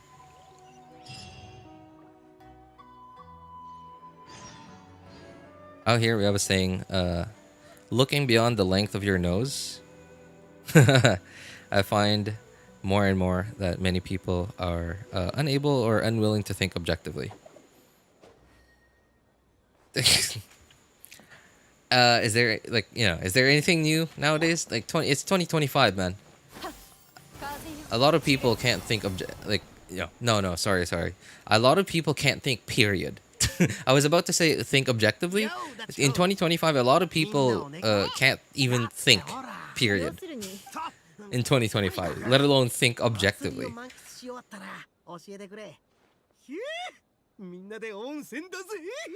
Erosion is for every Archon.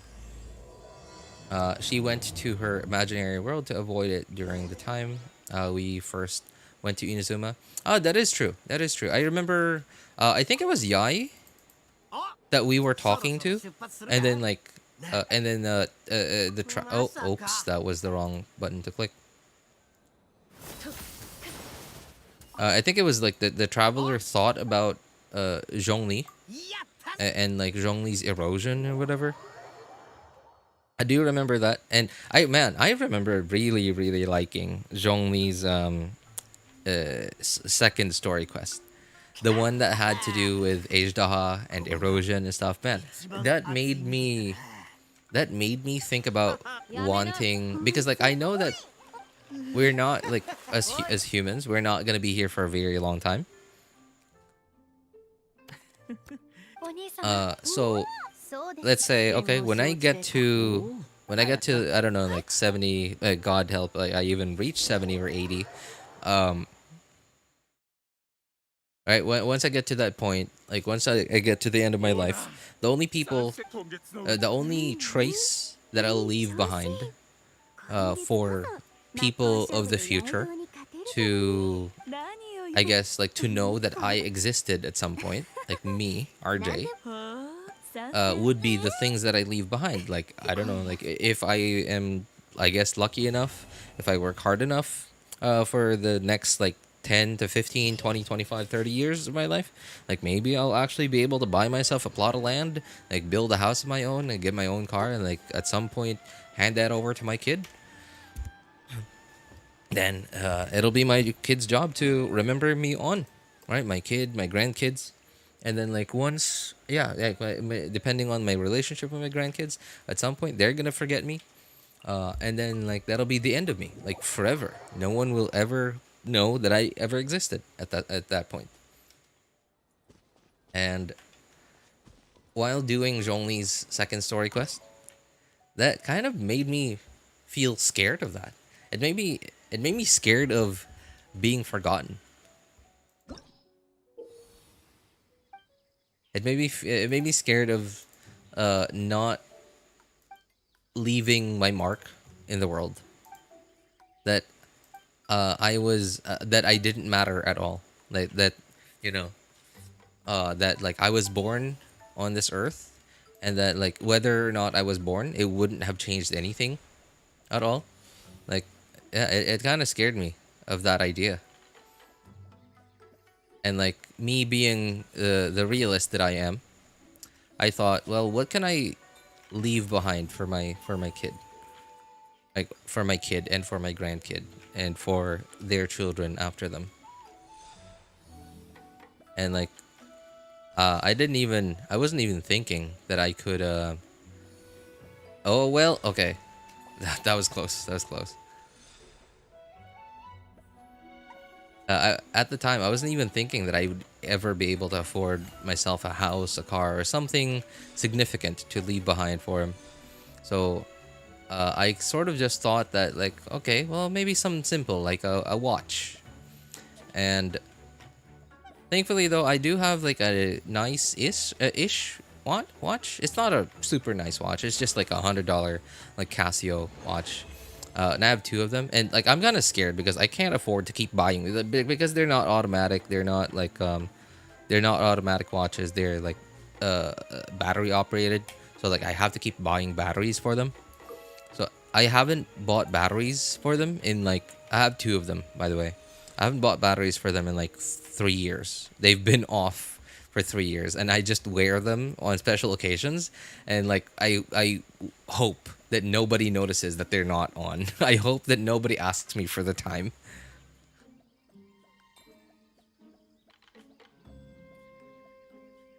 Oops. Well, that was the wrong move.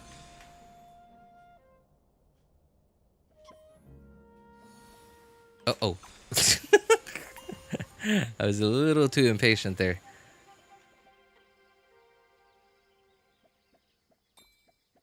So, yeah, there's a part of me that's scared that those watches aren't gonna be functional anymore. A few more years down the line, like if I don't buy batteries for them, because like I just don't wear watches ever. Like I really only wear them as an accessory and not as a way to tell time, especially because like everybody's got a phone nowadays. I know it's nothing new. I just have to deal with them more and more. Oh man, Mr. J. Okay, you were not here in my last stream, but at the very end of the stream, I yapped on and on about it. It's like the concept of it was stupidity is not what makes. Oh God. Okay, I didn't jump. Okay, isn't what make people dangerous. But what make stupidity isn't what makes stupid people dangerous. But it's when stupid people think they're right, especially if people believe them. Uh-oh.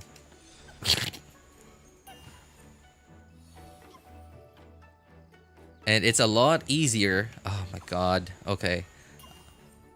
It's a lot easier for stupid people to find someone that'll actually believe them. Because of the internet.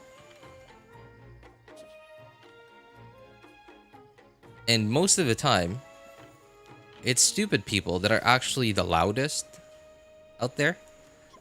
And like, this just, I don't know what's up with people nowadays, but people nowadays just believe anyone who speaks really loudly, because being loud apparently makes you sound more confident about what you're talking about. And the more confident you are about what you're talking about, the more, I guess, believable you are to stupid people, to other stupid people.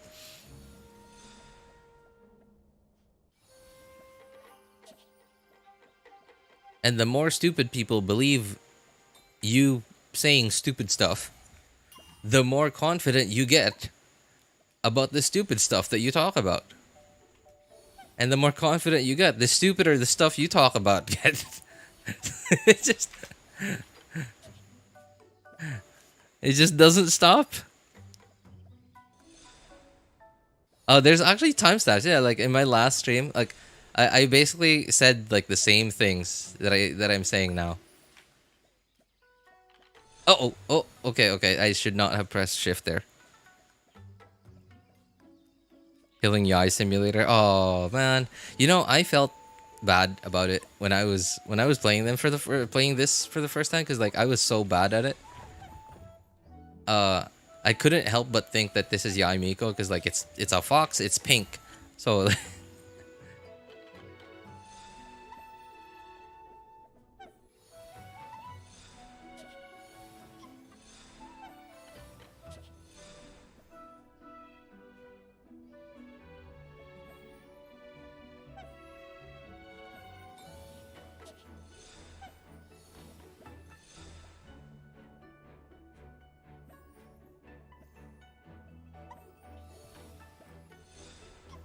Oh, come on. I wasn't even talking. Okay, I wasn't focusing, but I also wasn't talking, so like I was at least focusing a little bit, but come on, brain.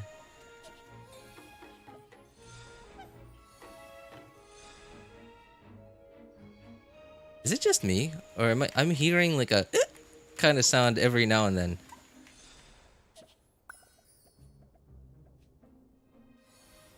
Oh man. I pressed shift a little too late. Okay, I really am hearing a kind of sound every now and then.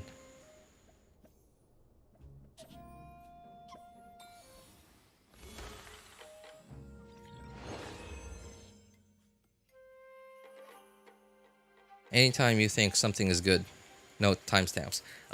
Yeah, actually, my last stream, like, so, the last couple of, maybe 2 or 3 months, maybe 4. I don't remember, but the last while, I have actually been timestamping my.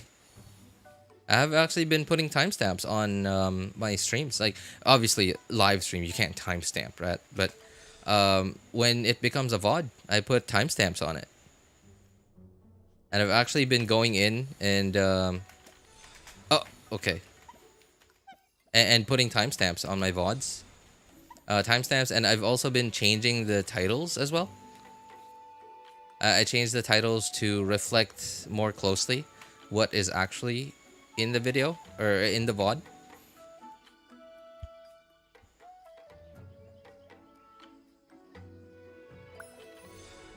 Uh-oh. Oh, I should have pressed E. What? Okay, well that was lucky.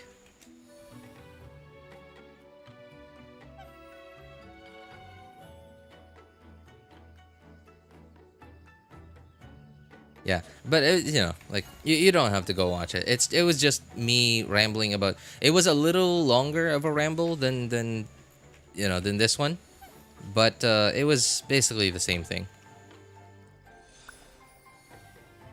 as what I said just now. I also talked about a little bit about like some Mr. Beast stuff, like not Mr. Beast specifically, but well, like, I just used them as an example.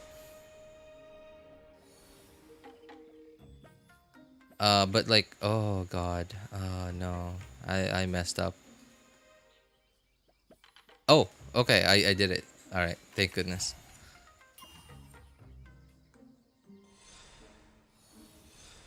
But it was mostly so basically, so I've really only ever watched. Oh, okay, that was dumb. I've really only ever watched like 2, maybe 2 or 3, I think, Mr. Beast videos. And all I can say is that I don't think they're very good. They're very good, like in terms of like how well they take advantage of the YouTube algorithm. They're very good in that regard.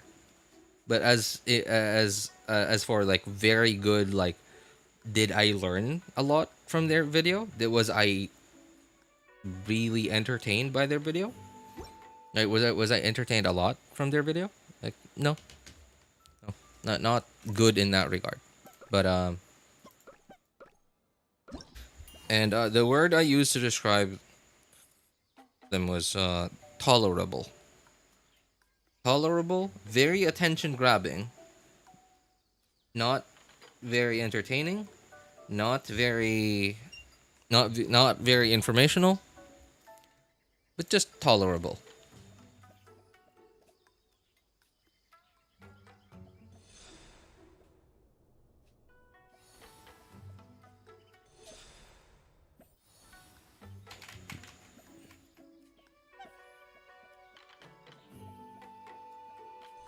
And when I say attention grabbing, they're so good at the way that they cut the videos, the way that they edit them together, like they're different, all the different shots that they got for the video. they edit it in such a way that like you are never left bored. Like it's like like after like a few seconds of like you feeling some hype to like whatever is going on in the video, like once the hype is dying down in the video as to what's going on in the video, like they cut over to something else that is more that is like just another dose of hype, another dose of dopamine caused by certain shots in the video.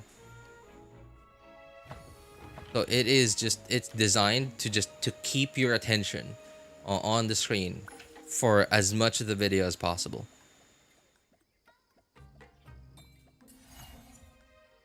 Zoomer editing, is that a thing? Is that like an actual like terminology that people are using nowadays? If so, then I'm gonna start using that. Uh-oh, oh no, oh that was awful. I got crushed, oh man.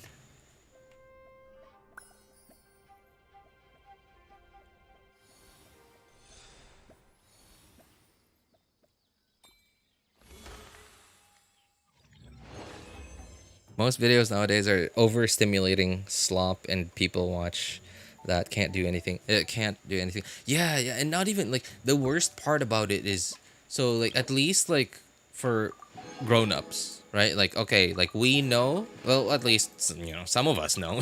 Not all of us know about it, but like some of us know that we're watching garbage and we're like choosing to watch garbage.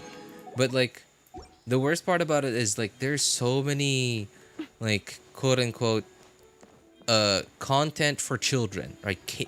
Children's content, like videos for children, and they're labeled as videos for children, but what they actually are, man, I don't know, like I don't know enough of like the lore, right? Like to name stuff properly, but I keep saying the word garbage, like brain rot and garbage. That's all I know how to use. Those are the only words that I know how to use to describe him.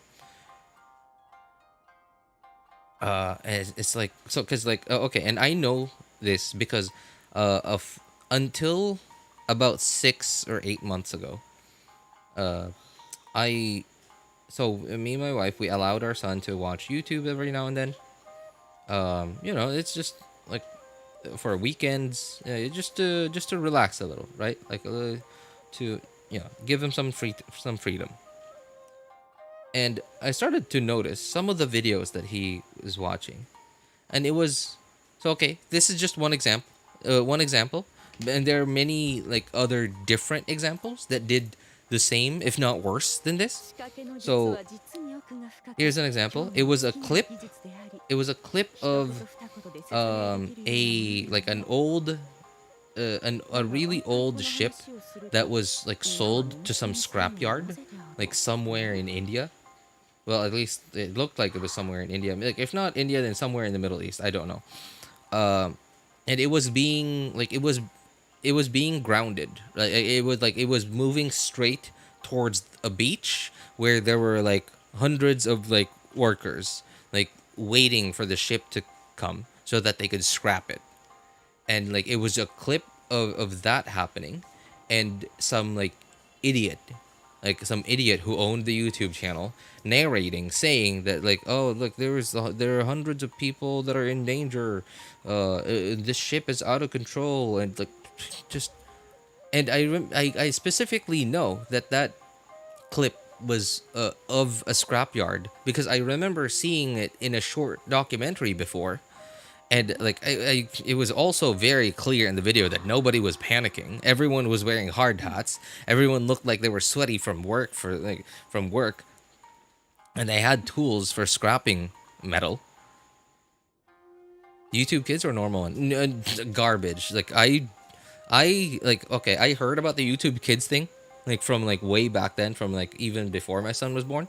So no, I did not even bother with YouTube Kids. Like the fact that I have to download a separate app for it means that it's gonna take up more storage on my phone. No way.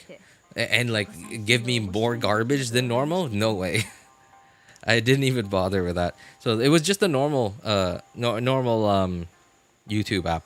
And the thing about that is like even if you use the normal YouTube app, you still get the same amount of like the same kind of content. Like especially once you start watching that kind of content, this quote unquote kids content. Like once you keep clicking on that, the algorithm is just gonna basically you're training like YouTube algorithm for your account specifically to keep serving you more of those videos. So like there's in the end there won't really be any difference between using the normal YouTube app and like the YouTube Kids app.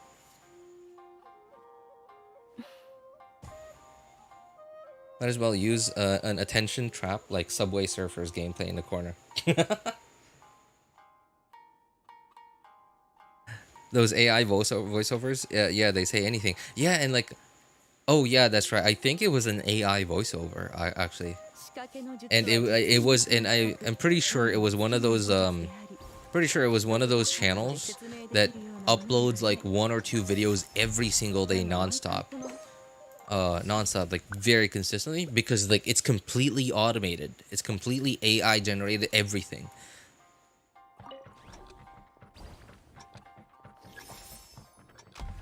Another example that I remember seeing my son watching was it was an AI generated image of Spider-Man. And I don't remember what it was talking about. All I remember is like I felt my brain rotting as I was listening to it.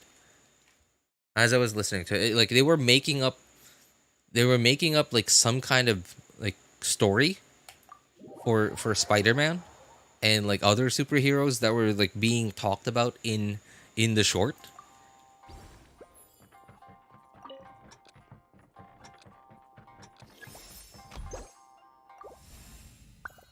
And another, here's another one too. This was okay. I think this was what my son was watching the most, because when I went through, because like we didn't give him his own YouTube account. We didn't make a YouTube account for him.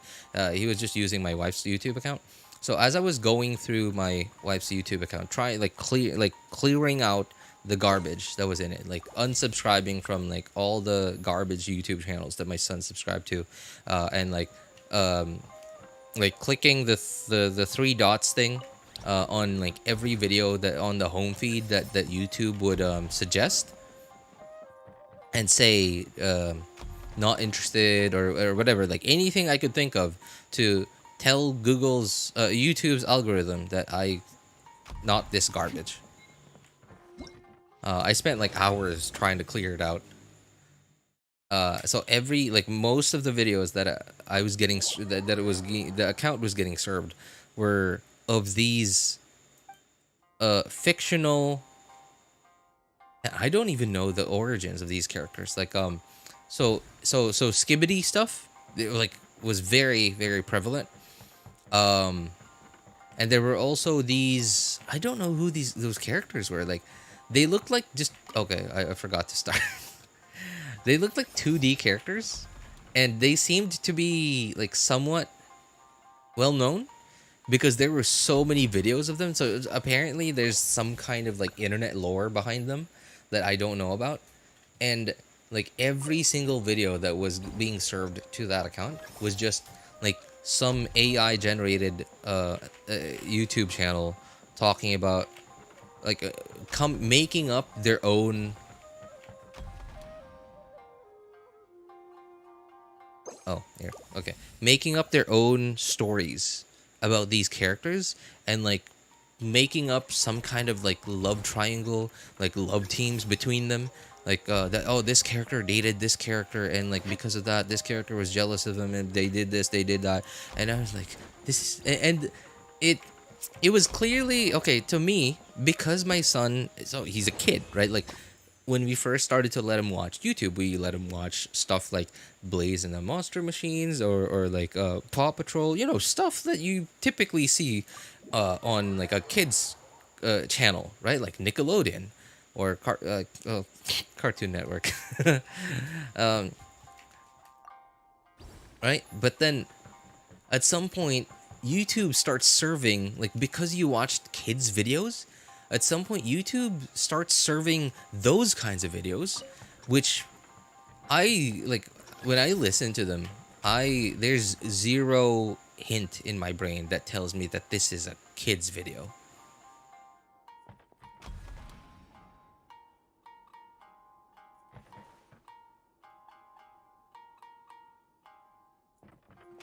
Those toilet, the toilet head one. Yeah. That's right. That's the one. And oh man, well, like, so what really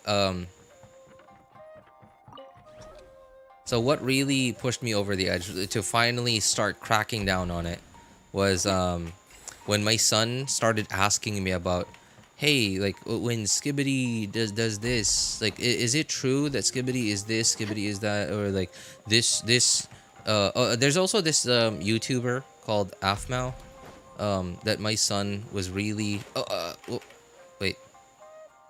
No. Okay. I messed up.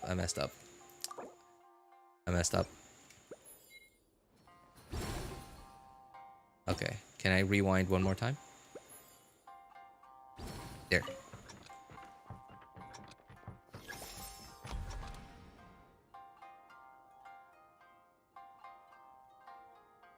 I actually don't remember. Okay, I remember now. All right. Okay, there. And so he started asking me about those fictional characters. And so at the time he was 6 or maybe 7 years old. And that is the age when like people in general, not just kids, but I mean, like, they're still people, right?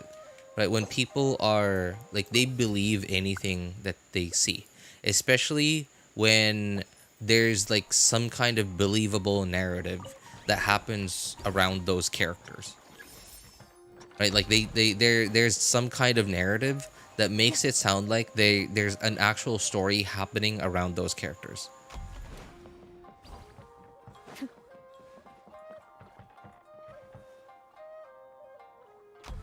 And they start believing that those are actually real.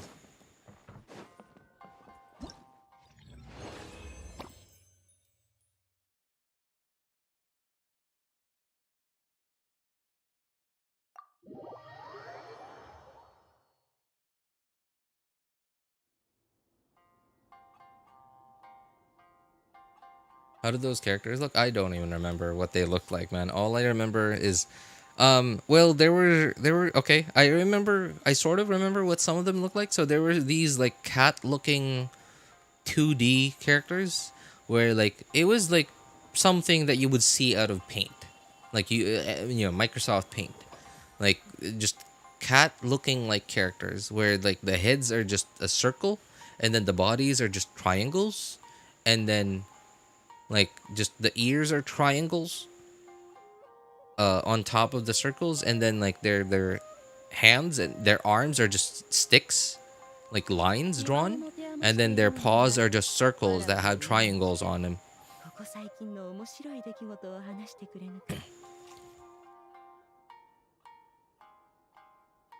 Baby Shark.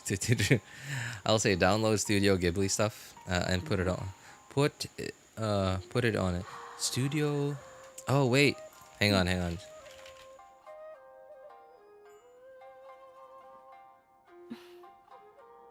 You know, I'm embarrassed to say that I have not watched a single Studio Ghibli movie. I know it's embarrassing. I'm embarrassed to admit that, but I everything I hear like about Studio Ghibli stuff is awesome. It's awesome. It's like artwork. But I'm really embarrassed to say that I haven't watched a single one.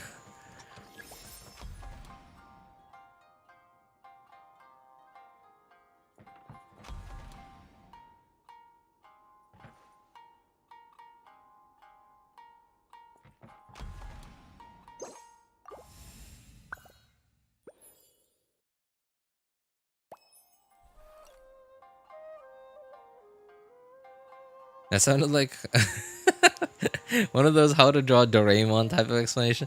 I really can't say, man, because so okay, here's what my brain went through when I saw it. Right, when I saw it, and like when I was thinking of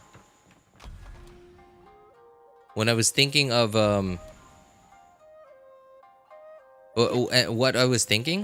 when I saw them in relation to like me thinking that, oh no, my son thinks these are real characters and that this is like a real thing that everyone knows about, right? Like when I put all of those together in my head, when I saw them, like all I saw was, okay, brain rot, erase this. Okay, I'm thinking of ways on how to erase it. And so, like, I remember nothing. I remember very little of it.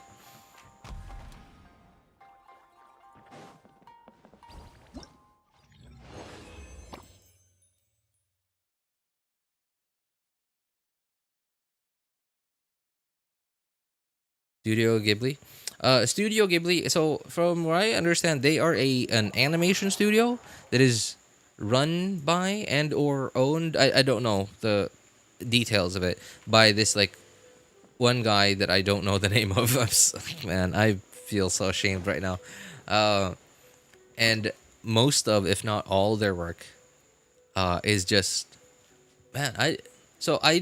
I've never seen any of the movies, but I see their clips, and like I can sort of get some kind of sort of vibe as to what kind of content it is.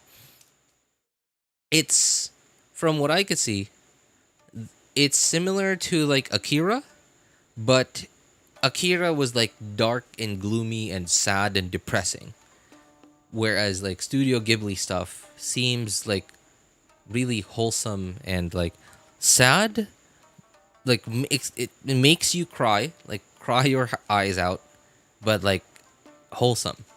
That's the vibe that I get from Studio Ghibli stuff, from at least the limited number of clips that I've seen of Studio Ghibli stuff.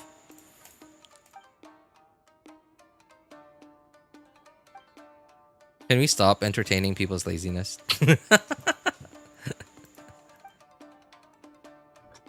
I mean, like, okay, the thing is, okay, I sort of don't mind it, Mr. Day, because like, so a lot of people watch YouTube on a phone, right? And like, okay, I understand that most phones nowadays, like, so wait, do iPhones have split screen? I know Android has had them for like, I don't know, a decade now maybe. But like, do iPhones have split screen? Or is there like a separate app you can... Tabs exist? Yeah, on PC. But like, there are no tabs on the YouTube app on Android. On PC, it's easy. But okay, well, I can relate to how you feel, Mr. J, because like I just don't like watching YouTube on mobile. I just prefer watching YouTube on PC. I just feel so much more free when I'm watching my content on a PC.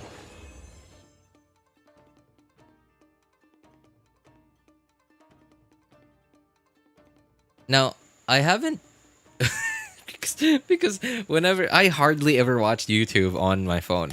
And what okay. The only reason why, you know what? I don't even actually remember watching YouTube on a browser on mobile ever, except recently.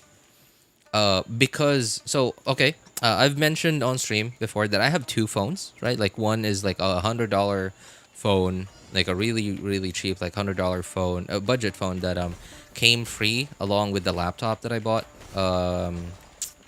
in 2021, I think.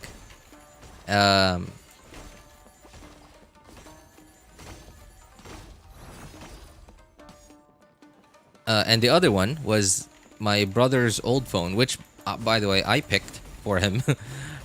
when my dad bought me and my brother phones back in 2017.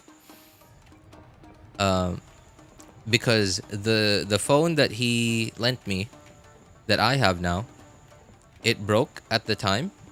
It broke somewhere around 2020, and because I wasn't, no, not 2020. When was it?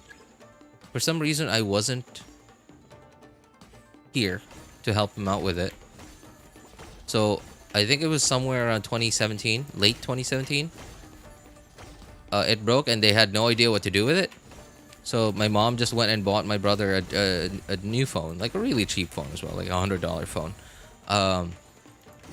And at some point, like, they felt bad about it. So, like, I guess my mom at some point, like, took it to a repair shop and they found out that I just needed a new battery.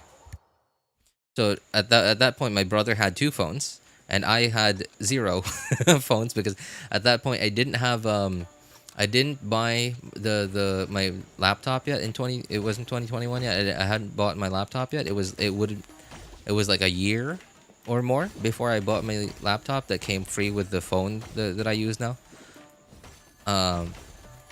And the phone that my dad bought me and when my dad bought me and my brother phones in 2017 broke because I'm an idiot.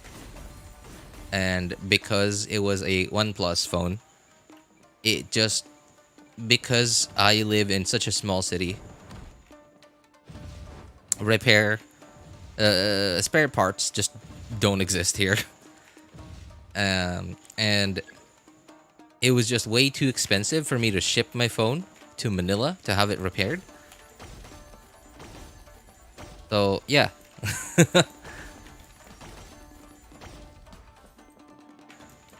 So I had no phones at the time. So my brother lent me the phone that I picked for him that was his but wasn't using anymore. So I still have it. It's an old, like, budget phone from 2017. Zenfone something Max. And it's like, you can tell it's old because, like, it doesn't have, so it still has, like, physical, not clickable buttons, but it still has, like, physical, like, capacitive buttons. Like, it still has the home button, a back button, and a recent apps button.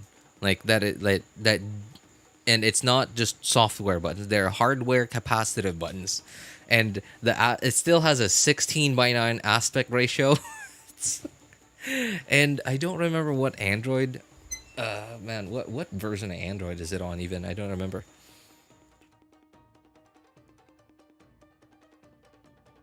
I brought a OnePlus Nord 4 and it's coming tomorrow. Oh, nice. Okay, you know what? I wish you luck, man. I hope to God that you live in a city that has where, like, phone repair shops have easy and or cheap access to OnePlus phone spare parts. Because in the city I live in, no one knows what a OnePlus is. Okay, how do I check again? Here. Okay, so this phone is on Android 7.1.1. Sorry, what's the latest version of Android now? We're on 15, I think, right? 15.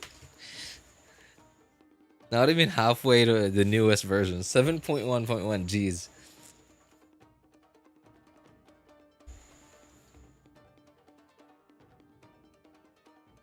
So anyway, reason why I brought up my brother's old phone that I'm using now is, so apparently YouTube released an update to, well, Google released an update to YouTube somewhere around January 2025. And apparently a lot of people are having the same issue as I am on this older phone. So the YouTube app doesn't open anymore. When you try to open it, it just shows you like a grayish, bluish screen that says no more updates are available for your device. So just please open YouTube on Chrome, on a browser. That's what it says. And now I don't know if it's gonna be a permanent thing or if they're gonna fix that or whatever. Uh-oh. Okay, I thought I was stuck there. And so I've really only ever watched YouTube on mobile via browser recently because of this. And I don't know if, like, when you switch to a different browser, like, if the YouTube video you were watching on a different tab, or sorry, not browser, tab, on a different tab, like, when you switch to a different tab, like, does the YouTube video still keep playing in the background?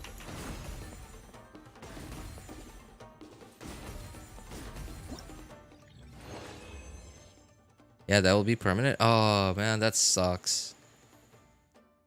That is really disappointing. Bought it in the same company that we have here, so surely when I break it, I can just go there. Oh, that's great, man. That's great. It sucks for me. Maybe you can be it run. Sorry, what? Because like sometimes the last couple of days I still do try to open the YouTube app on that phone, and sometimes like because it's an older phone, right? So it's not very fast. Sometimes I think like because the phone is slow, like it can't process quickly enough that it's like it's on like the YouTube is old and sorry, YouTube is this phone is like too old to update YouTube. But like sometimes I open the YouTube app and like, it seems like it forgets for like 2 or 3 seconds and it just opens the YouTube app like normal. It even serves up like videos on the home feed, and like why I'm so disappointed is because like there are a few YouTube videos that I downloaded on that phone that I believe the creator, the YouTuber that made those videos, I believe I don't know if they deleted it but I'm pretty sure like at the very least they unlisted it, so I can't watch those videos anymore except for via like my downloads page. And I have no idea how to like if I'm even able to like copy those those downloaded files over to like a different device.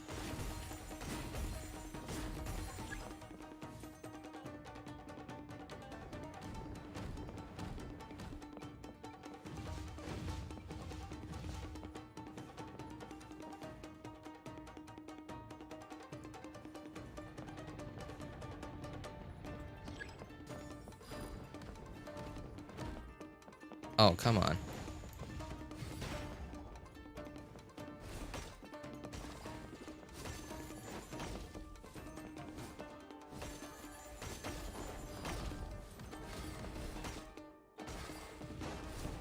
Okay, I can't get that one.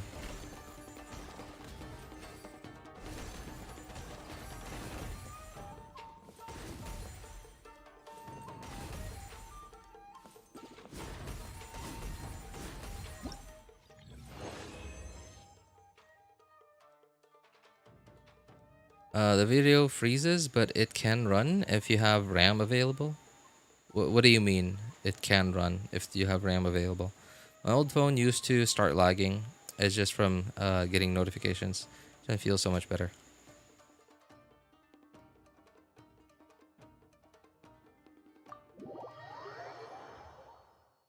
Man, at least like for you, it's your old phone.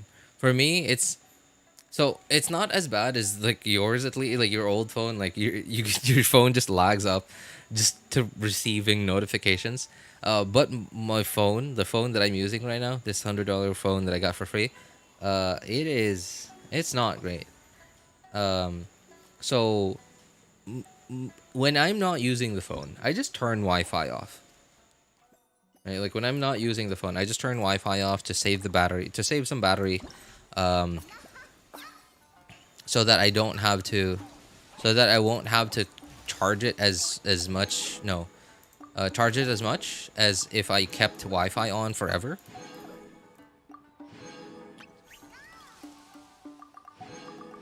So I turn Wi-Fi off, and so when I need to use the phone, okay, everything I do on my phone is like it's on the internet. So I turn the Wi-Fi on, and because I turned the Wi-Fi on, everything everything that needed to sync up, like online, like Facebook Messenger, like messages, or like, I don't know, emails, whatever, anything that has to sync up in the background, like they all come syncing in at the same time. So, like the first like 4 or 5 minutes, the phone is, I wouldn't say unusable, but it's really slow. And like to the point where like there are certain apps that when I open them, because I don't even know how much RAM this phone has. I think it's only got like 2 GB of RAM. Maybe I don't know, maybe even 1 GB. I don't know. That to the point where like there are certain apps on the phone that if I open that app, within the first 3 to 5 minutes of me turning on Wi-Fi after having had Wi-Fi off for a couple hours, the app won't even open. Like it'll open and then it'll crash because the phone just didn't have enough RAM it just didn't have enough RAM to have all the background stuff that's syncing at the moment, and the app that I'm trying to open. So it just opens and crashes. At least for you, it's your old phone. For me, it's my brain. Oh, oh man, that sucks. I'm sorry to hear that, man. But hey, you know what? Oh no, I'm an idiot. Wait, what? I thought I collected this yesterday. I'm convinced that I collected this yesterday. I guess not. Apparently, okay, Mr. Day. Apparently, me too. Apparently, me too. Not just you, man.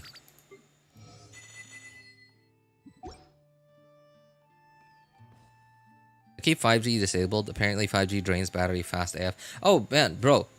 So a few years ago, my wife needed a new phone, and well, okay, as you know, as a loving husband, I bought her one, especially because she needed it for work as well.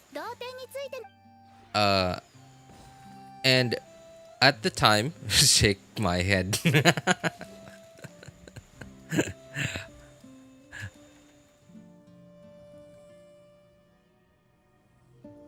Oh, mid-in sequestration. Oh yeah, that's right. all right.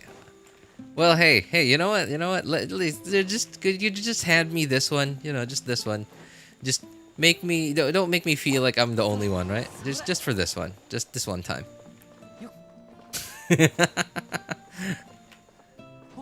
So okay, yeah. So the phone that I ultimately picked for my wife was it was a Samsung A52.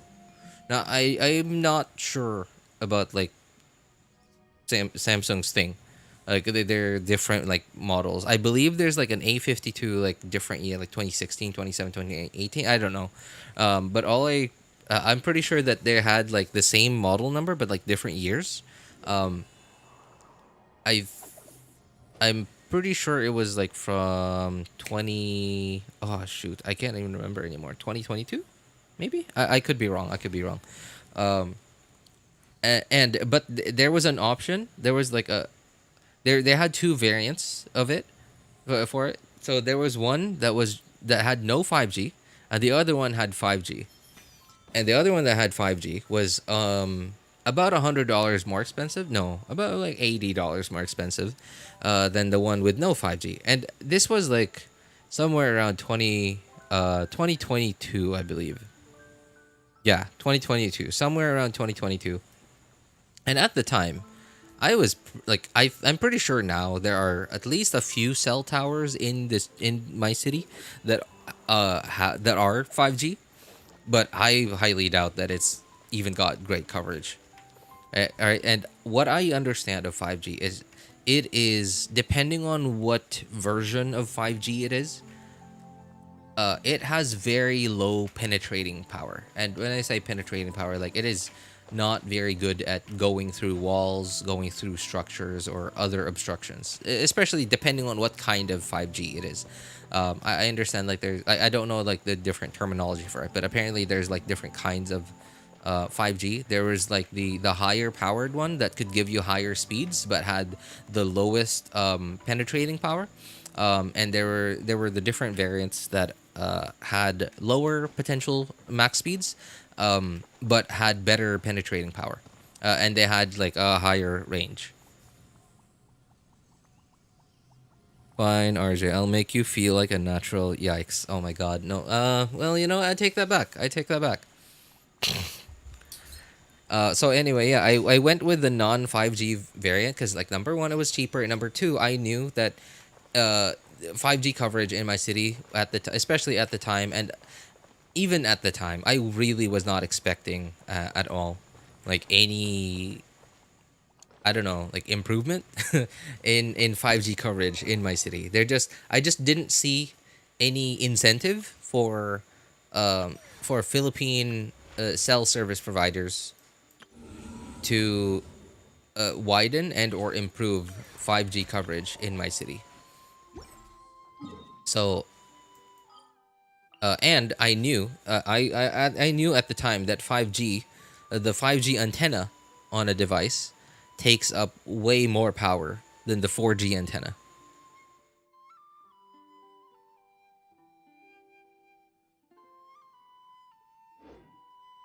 手元に葉があるのなら拙者が草笛で一曲奏でよう。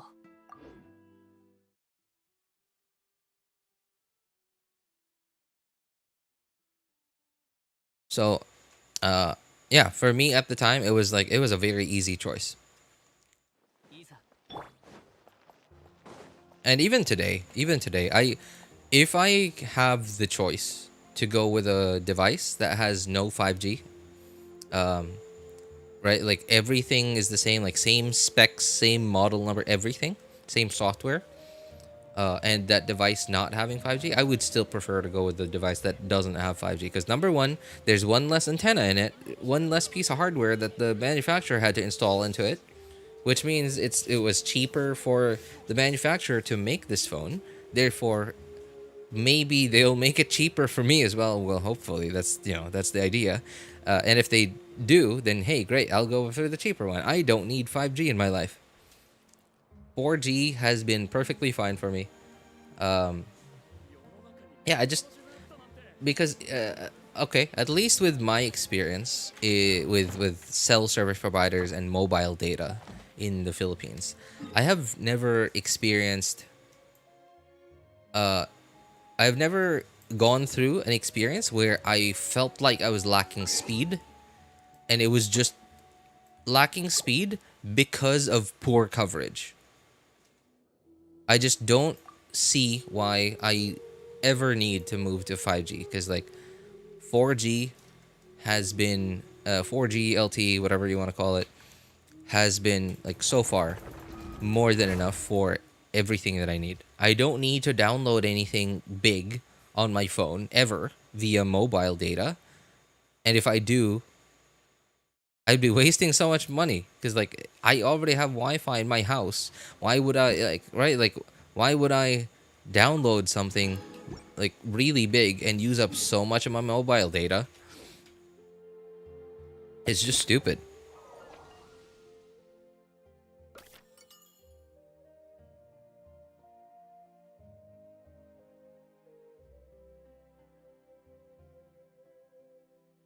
Now 5G is more mainstream. I don't think it'll be charged more now.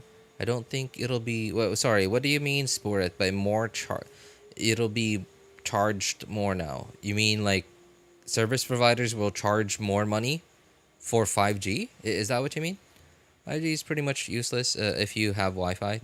Yeah, exactly. Right. The only reason I went with a 5G phone because my state gave us unlimited data with cheap plans. Yeah, you're getting it for free anyway, so why not, right? Wait, Bulbasaur, you're from India, right?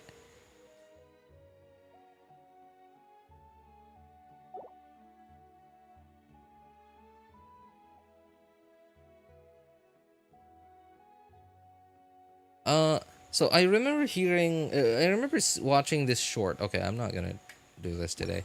I'm not gonna do the same quest. Twice in a row within one stream.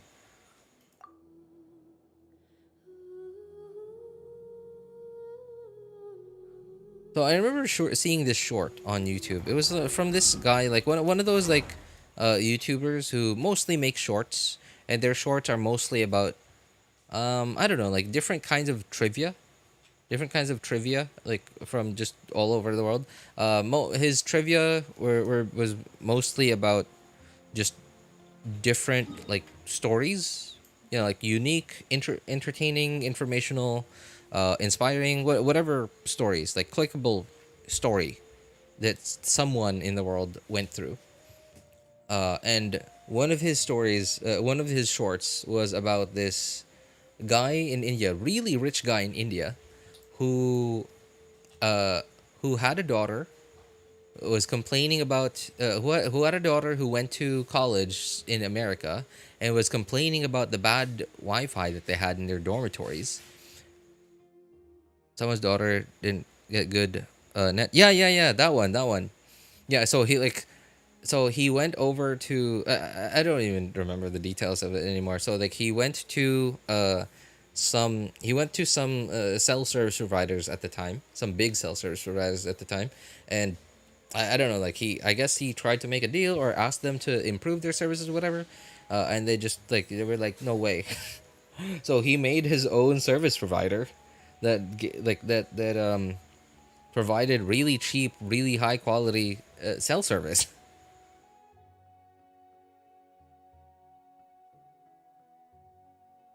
And from what I understand, that guy was from India.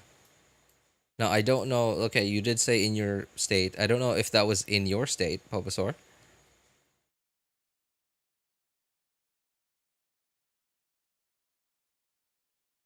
Not sure how realistic that story is, but he was the one who came up with a cheap internet. Yeah, that's right. I've never really fact checked any of his shorts so far, but I don't know.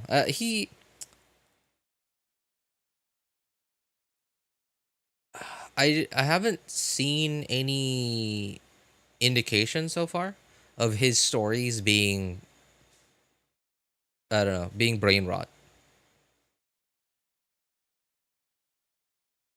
I haven't felt anything that's made me feel like his shorts are brain rot. So, you know, like there's that. But I've never really fact checked any of his shorts so far.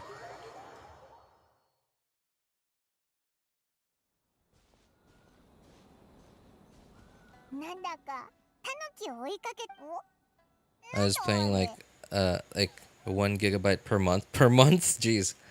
Uh okay. Made it 1 gigabyte per day. Jeez, for the same price. That's a big difference. Chips provider I know is BSNL, and it's a sub-government owned. Well, I don't know what the name of that provider was, and in fact, I don't even remember the name of the guy. So, yeah, look him up if you want.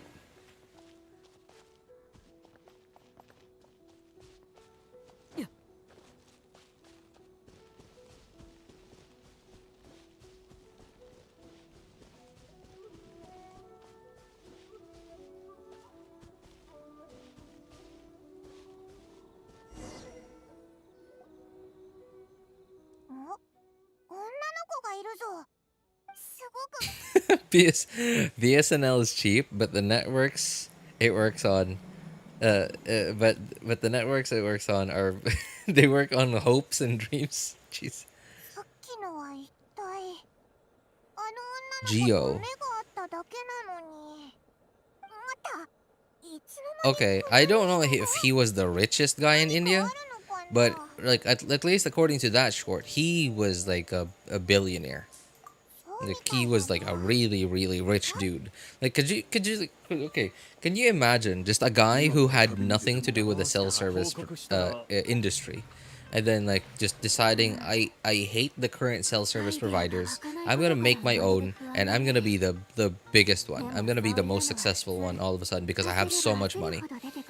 Right. So I imagine he probably was the richest man in India. I don't know.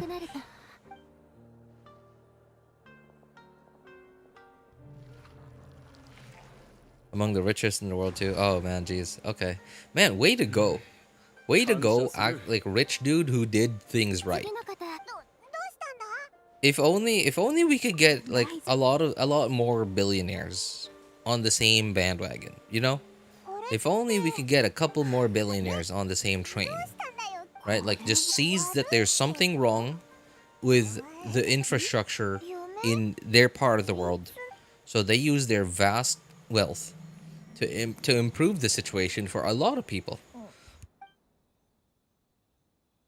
Instead of using all their money to screw over everyone to make even more money. うんそういえば私は夢これが私たち一族の本当の姿夢食いばくには Is the reason that most of India was even able to reach internet at a reasonable price. So here in the Philippines, there's no guy that did something like that, but and now I honestly I'm not sure. Oh, you know what? I guess I have some idea what made, because like there for a very long time now there has been a duopoly. There's really only been two major service providers, and I'm not even talking about cell service providers, right? Like it's so sad that so here in the Philippines, two of the biggest telecoms, right? So there used to be only like telephone service providers, like landlines. In fact, one of them called PLDT, Philippine Long Distance Telephone, right? Literally named for telephone service. Of course, being a telco provider, being a telco, at some point, as long as you kept up, then at some point you are also going to become an ISP. So, them and Globe Telecommunications. Hey, what's up, Arush? They were really so. At some point, they became internet service providers, and for a very long time, PLDT was the the biggest guy on the block. Now at the time there were also a bunch of other like smaller telecoms, and one notable one also became an internet service provider. It was called Buyentel, and from what I remember, I believe Buyentel and everything they had was bought up by Globe Telecommunications. And Globe Telecommunications used Buyentel like infrastructure for like Globe stuff. At least that's what I understand. And so, at some point they started buying up cell service providers when cell phones became a thing. Right, so when cell phones became a thing, we had quite a few cell service providers actually. So we had Smart. Globe themselves also made their own cell service providers. So we had Smart, Sun Cellular, Touch Mobile. Who else was it? Talk and Text. And a few others. But those were the most notable ones. So what ended up happening was PLDT bought Smart and Talk and Text. Who else did they buy? There's a third one. Hang on, I can't remember now. So Smart, Talk and Text, and someone I don't remember. Someone else. So now the biggest telecom owned all the cell service providers as well. And Globe also, because like they saw PLD, oh, like hey, you can do that, so they started doing the same thing as well. They bought Touch Mobile, and of course they also had their own like cell service provider, Touch Mobile, and I don't remember.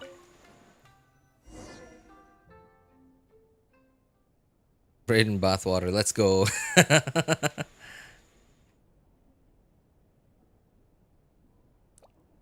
So yeah, and it's really sad once you have like one or two companies that own everything, is they just get to do whatever they want, right? And for a very very long time, internet speeds and internet quality and reliability just were not, well, at least for me, I had very good experience with reliability and quality with PLDT, but speeds and pricing.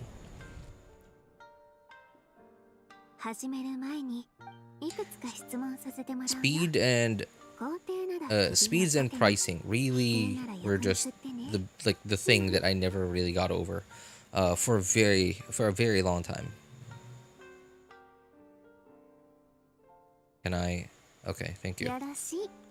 It's like Samsung in Korea. Yeah, right. Like Samsung in Korea. Although I don't know what other local services Samsung provides. I know that they provide a lot of services. Like they provide hospitalization, I think. Oh, yeah, medical.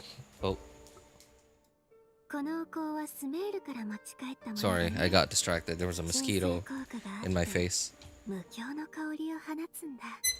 So I know that they also provide insurance. That one I'm sure of.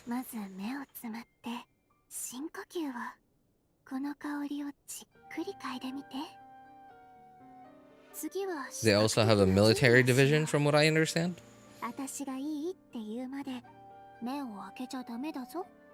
Well, at the very least, Korea is doing well, right? So they have that going for them. Whereas, like, we are not. Well, the Philippines isn't doing poorly, but it's not doing great either. Because, like, think about this. In the 50s and 60s, the Philippines used to be the top Asian economy. Well, I guess next to Japan, right? Like, we're really only second to Japan at the time. And we had so much going for us. And we just somehow screwed it all up.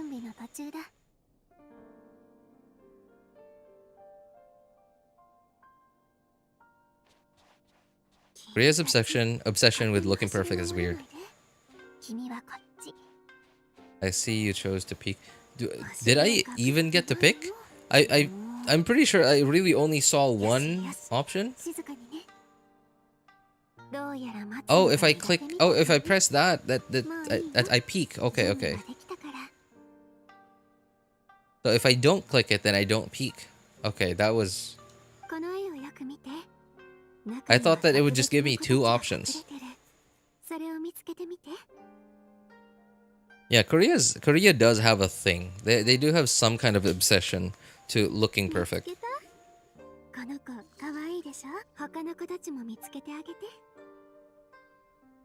And now I don't think it's weird, but I do think it is unfortunate for everyone. I think it's unfortunate for everyone because everyone is trying to look perfect. Everyone who doesn't will get left behind by society, and they will feel like outcasts of society.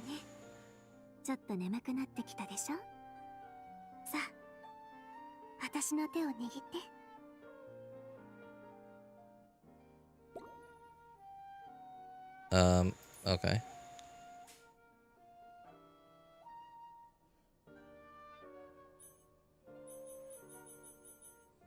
Oh, hold. Okay. よろしい。それじゃ、もう一度目をつむって、まずはリラックス。私の手のひらをじっくりと感じて。Not really, their society is full of greater inequality. So aside from being poor, you'd also have to deal with rich a-holes. Yep, yeah, that's true. That is very... The gap between the rich and poor there is huge. It's like Asian America is what it is. It's like Asian USA in Asia.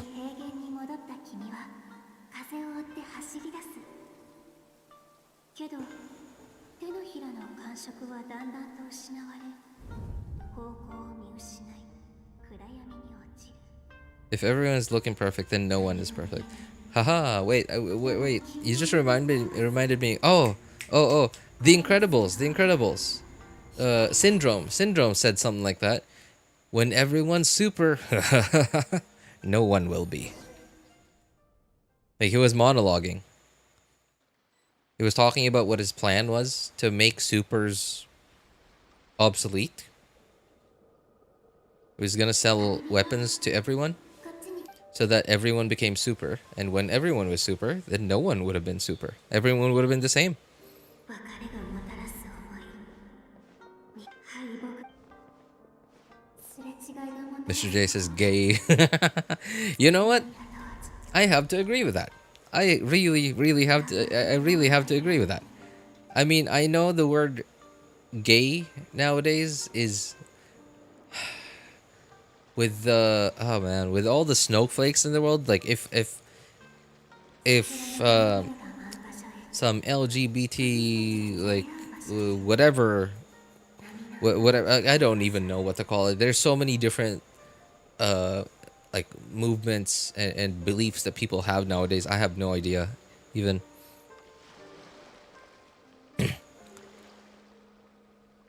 I remember a time when we used to refer to when the word gay used to be 私はそこにいるから used to be something that you say when someone was acting gay, even though you knew they weren't gay, but you know that they were acting gay, and it would make them feel embarrassed because you made them realize that they were acting gay when they これ weren't. で君は少 And nowadays you can't say that anymore, especially on the internet. It's so stupid. はい施術は終わり深い眠りから覚めたばかりで We can't use words anymore. そっちはどうだった We can't use 終わったみたい we can't call a gay person gay anymore. We can't use the word gay anymore to make fun of our friends who isn't gay あ anymore. 旅人 Because some actual gay dude is gonna feel offended. うんけど It's like a modern witch hunt out there. それはありがたおーっていうかもうそっか旅人のね This is just looking up Zanny. Who's Zanny from Wuwa? Oh man, everyone in Wuwa is like I feel like fan service.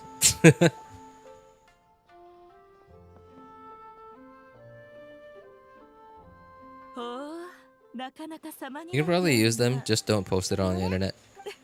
Well, I mean, even in person, like, okay, I don't know about other places, right? But like here in my city, I feel like I can't, like, if I was in high school today, because I see so many gay dudes nowadays, like they're everywhere. ミコ They're everywhere nowadays. So like, if I was in high school nowadays and I was like hanging out with my buddies, I was hanging out with my friends, I feel like nowadays if I just yelled out "ha gay," if I just yelled that out because like one of my buddies is acting gay, I like the odds of there being an actual gay dude somewhere around us that would hear me say that are 100% now. They're just everywhere now. どれも余暇を人々に二人の関係がでもおかしその実は競合相手うんおいらたちならだからそうだぞこのままやったぞ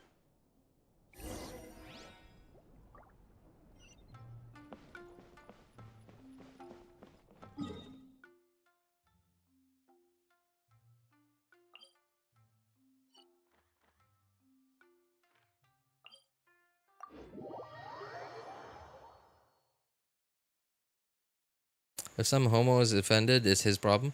Yeah, but then like, oh, okay, well, you're probably fine. But like for me, I hate conflict. I don't like conflict in any way, shape, or form.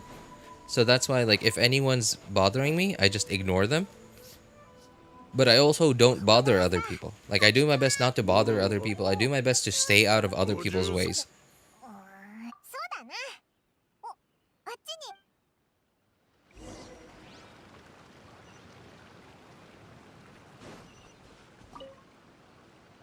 ちょっといいか誰だ俺たち知り合いだったか Maybe it's just my friend circle, but half the things I say will make it so I get executed on any platform. Jeez. お前たちもしそう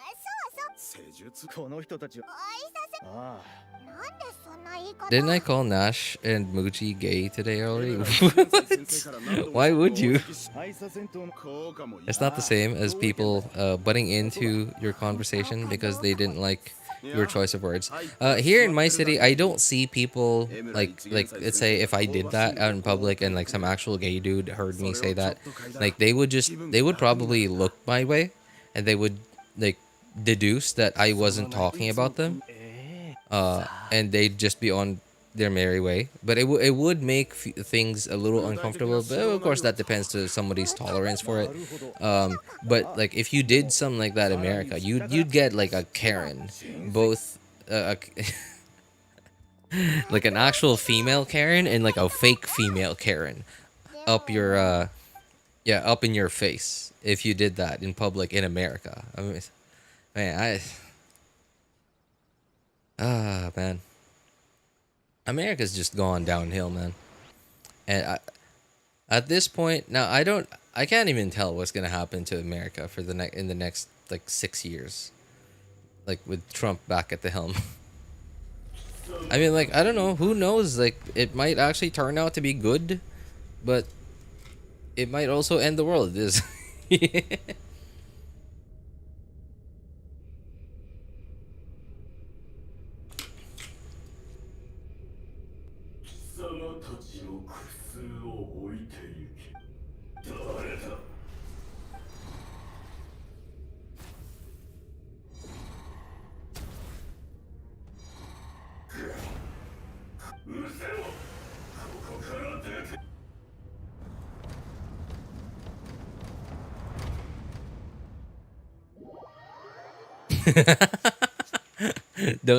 Don't talk stuff about America. Spartan might show up and start whining about capitalism again. Oh, wait, what time is it where he is? Oh no, it's in the afternoon. Okay, so he's not in bed. What would have been funny is like you mentioned him and like he just wakes up in a cold sweat. Like if it was in the middle of the night in Canada in the city he's in, and like you mentioned him now, and then like he just woke up, like instantly got up from bed and like with a cold sweat.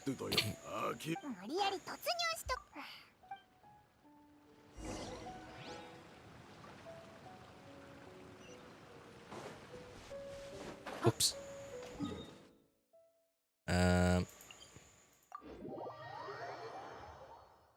Got triggered for nothing. You know, I didn't even like follow your guys's like whatever happened to your conversation at the time. All I knew was that I noticed that like your conversation was getting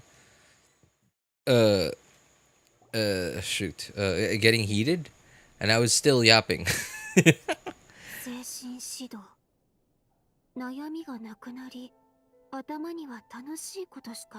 Did you hear about some president of some country doing a crypto rug pull? What? Yo, that's nuts.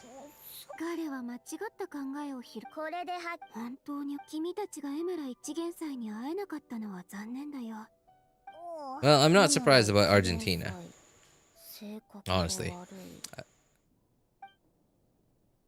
What I'm surprised about is Venezuela wasn't in on it as well. Well, you know what? Actually, no, never mind. I take that back about Venezuela. Like their current president seems to be like, well, I don't know all the details, but like at least like from what I've heard, they seem to be trying to turn things around in Venezuela.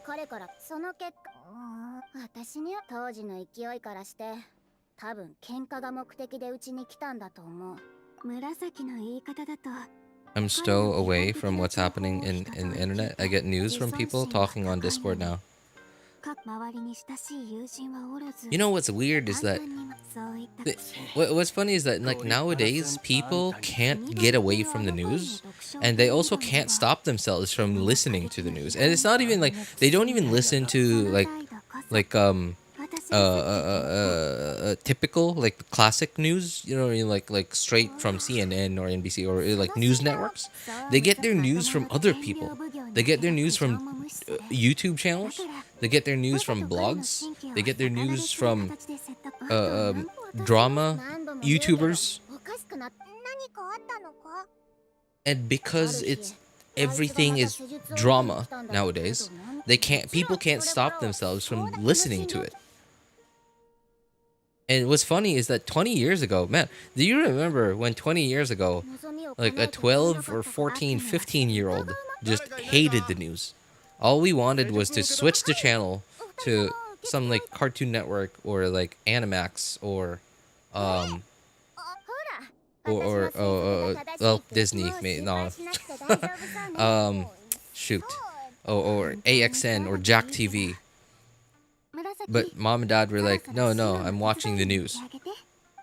And nowadays, everyone can't stop themselves from listening to. Well, technically nowadays it's not news, it's drama, is what it is.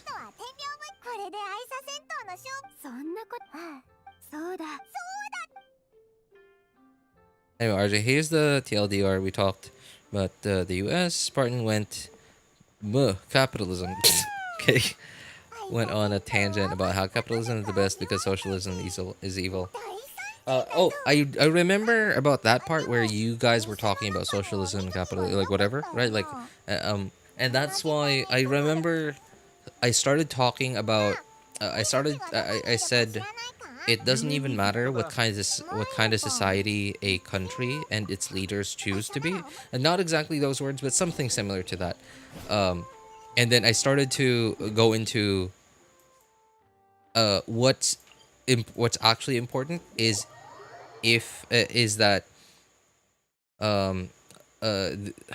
what was the word I'm looking for? Okay, people in charge of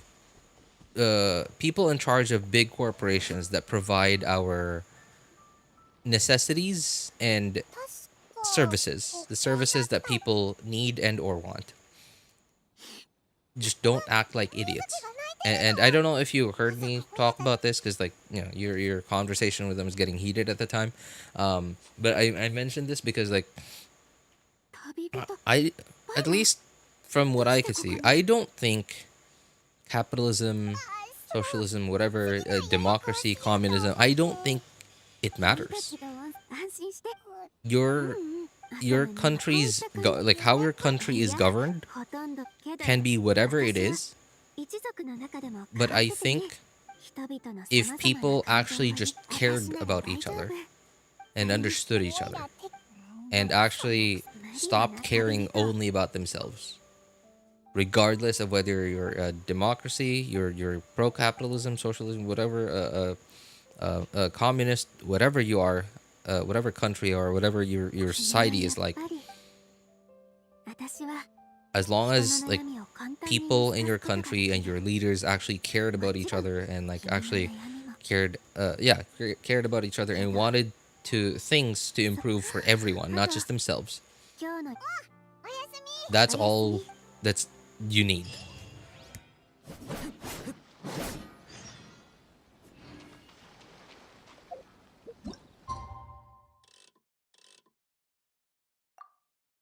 Yeah, he was also like, have you read 1984? It holds no message because it's not real. It's a book. What's your point?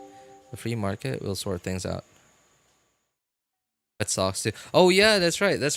Oh man, wet socks. You pointed out the wet socks spirit. So I've already done this character story quest. I did it on my friend's account. I believe 2 or 3 days after the update, 5.4 went live. And I saw the wet socks thing. And because I was just click spamming through the story, I couldn't get a screenshot of it. I was gonna take a screenshot of it. I saw it and I was like, and then like too late, I already clicked it away. And I was like, oh no, I wanted to screenshot that because like I wanted to put it on Discord. And yeah, I just haven't done it yet since then. What is it with Inazuma and wet socks though?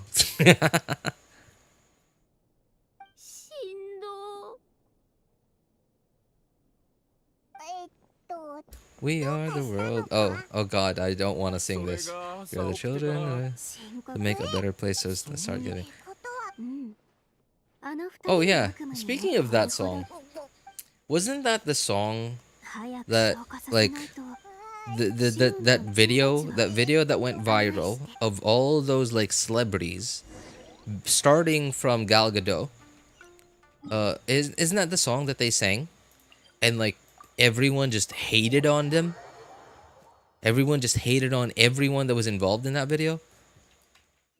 That was the song, right? I think. Yeah.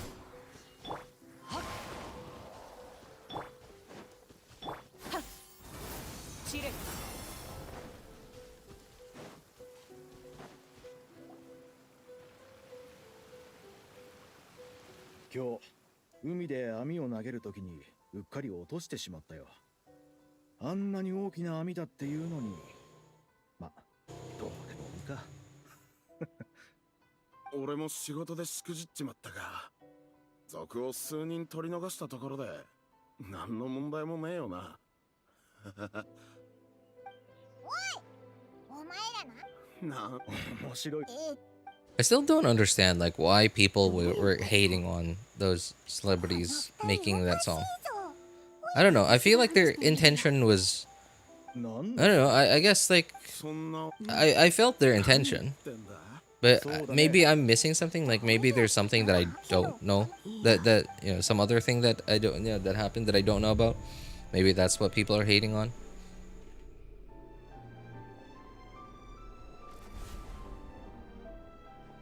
Bounced. Tell Spartan that Comrade J. Comrade.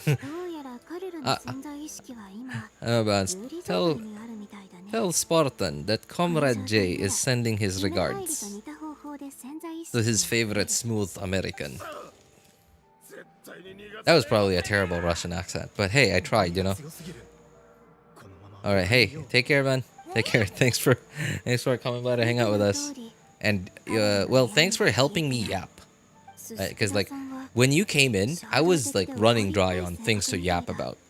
And then you came in and, like, man, you got me hyped up. Like, I'm still not sleeping. It's, like, 2:30 in the morning. Because you got me yapping all of a sudden. RJ, I'm running out of weird things to annoy Miso with. Got any ideas? I don't know, man. Like I said, man, I mentioned just now, a couple of minutes ago, that I don't like conflict. So like I like my whole being is just like I am like always, whenever I'm around other people, I'm always so conscious about, I'm always like putting in extra effort to make sure I stay out of other people's ways. So annoying other people is not my strong suit, man. Oh, hey, what's up, Siri? You still streaming? Isn't it already very late in the Philippines? Yes, it is. But I don't even remember what I started yapping about. But about an hour and a half or 2 hours ago, I was starting to get bored and tired, and like I didn't have anything to talk about on stream. And then like stuff happened. Mr. J came in, and then he got me to yap. So here I am.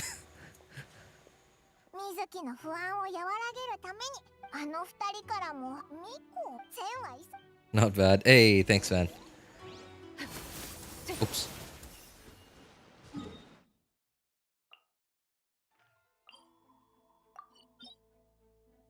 Oh, no. Wait.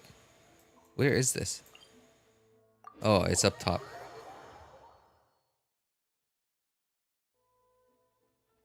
Annoying people, I got a degree. Oh, it looks like Sport got some ideas, man.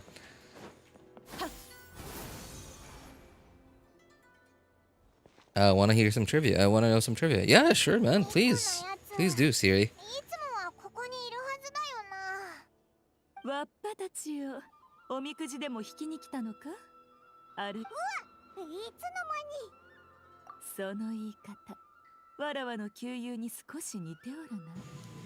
ま、昨日は。やっぱり。それはさておき。実はおいらもうあそこには姿を見せないと思う。世間から。はあ。何？八重堂が悩みを広めるやつと悩みをこれまでのよかろう。以前あやつは小説を倉庫が今にして旧友のつまり水木が昨日の水木から I love how you mistyped torturing and it almost looked like nurturing. 褒め言葉として受け取っておくぞ。さすがじゃな、察しが良い。早く水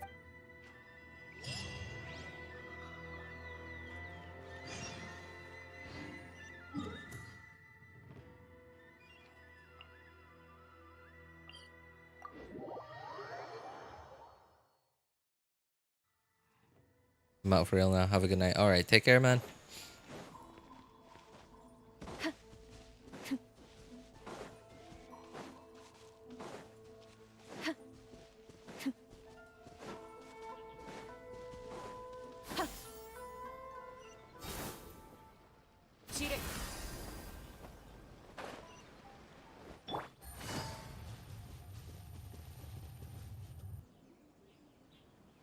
ミコが教えてくれた住所はここだよな。旅人、パイモン。あ、君たちがね。まだ隠 Wait, I also need to have dinner. 間違いな油断せず。 And you need to have dinner. And like, what time is it where you are, man? I feel like it's like 11 where you are now. Like the stream and lurkers.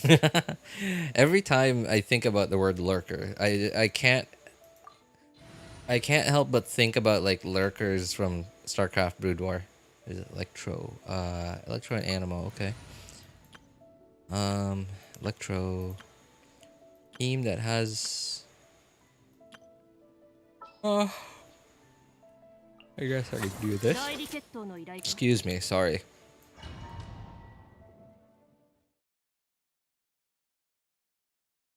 12, your dinner? Sorry? We'll go as well. Other, I might die from.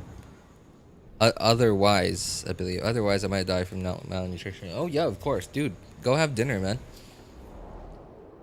That I feel like that's really unhealthy. You know, like having like a full meal at midnight. You really should have had that full like proper meal like at least 3 hours ago, man.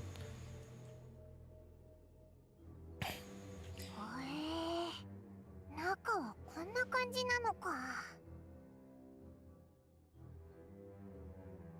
Tapirus Somniator.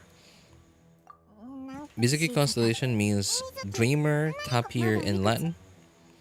And Mizuki is based on Japanese yokai, Baku, a type of lower yokai that eats nightmares from people, and Baku, a Chinese character, or Chinese, and Baku or Chinese for. Well, means tapir. That's your short trivia, which is very obvious. Yeah, of course. You know, I was so confused. Like when I did this for the first time, I was like, "How do I get there?" I was just standing here for the edge for like on the edge for like 5 minutes.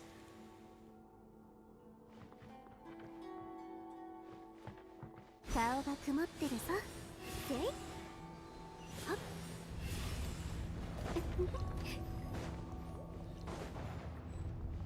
こんなところに待ち伏せ。どうやら歓迎されてないみたいだ。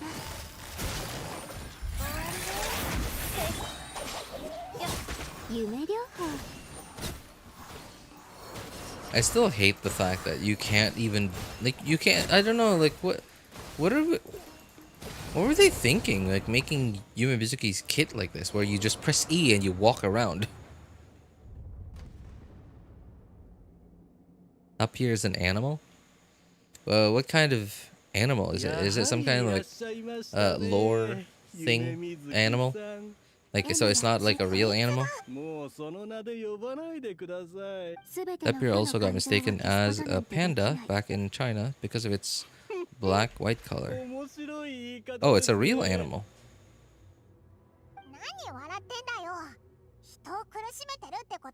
Oh, what the heck? Oh, it is a real animal. Jeez. What is that thing? It looks like... It looks like if a boar tried to become an elephant but just couldn't get there. 態度は柔らかいのになんかムカつくぞ。夢水木さん、ご覧の通り私の心の問題は完全に解消され、あなたが下した診断は全ては私が、かつての私は恐怖と怒りを感じていました。他人に Have you seen the team with Mawika, Raiden, Mizuki, and Animal Traveler? What? Animal Traveler? What would Animal Traveler have to do with it? No, I haven't. I have heard like one or two people say that Mizuki somehow has decent what's the word I'm looking for? Synergy with Animal Traveler. But I really haven't seen like why that is. I haven't heard of why, and I haven't seen why.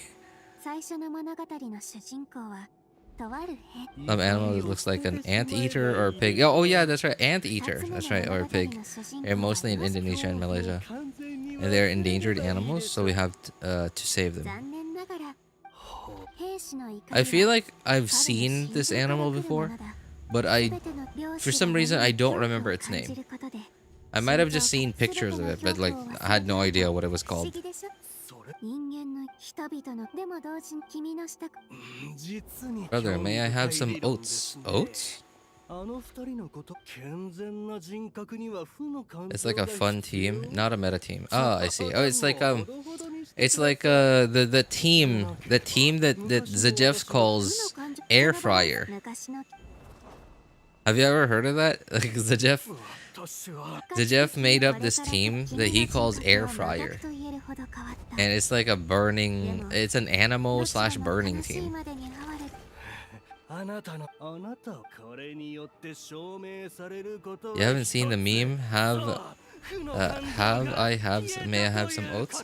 No, dude, I haven't seen it. I'm not, even though I'm on YouTube, like not all the time, but like a lot of the time. Like a lot of my free time is just I fill it with just watching like videos on YouTube, but like I don't explore YouTube. I just watch whatever is on my subscription feed from the channels that I'm subscribed to that I haven't watched yet that I find interesting. I don't watch every single one of them, but I picked some of them. I have like not a lot, but like a certain amount of YouTube channels that I'm subscribed to. And I'm very picky about what I watch. So, despite me being on YouTube a lot, I'm not really on the internet as much as most people are. 人間の悪夢を食らうけど前に旅ただ久しく If you get Mizuki to level 10 friendship, you'll see her Baku form. Oh, wait, how do you even do that? What do you mean you'll see her Baku form? Like on her name card or something? 早く追いかけようや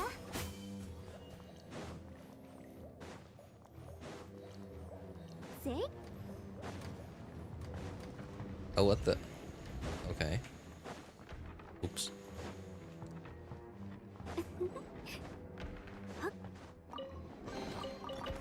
どういうことだめまいがするこれは拒絶の感情だ Mizuki's very weak. Even if she got her EM very high, she's weak. Oh man, it's just, Mizuki wouldn't be as bad as she is if you could just normal attack while in her while in her E. But because you can't, right? Like because you can, if you could do normal attacks, then she would have been a slight upgrade to Sucrose in some teams. 周りの道がおかしいぞ彼の感情がますます抑えられてく Oh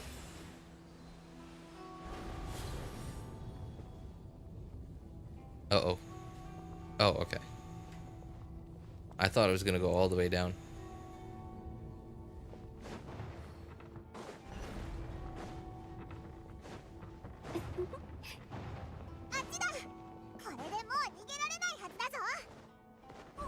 Oh, well. みんな気をつけて。 Oh, I'm supposed to go down. 大丈夫。一応私の力で落下の Hey, what's up, Maisa? You're finally here. You did Miss Babish. Miss Babish. You finally went to go have dinner at 12 midnight. According to him. Even Dia is better than Mizuki? Well, yeah, that's true. That's true. You know, I think...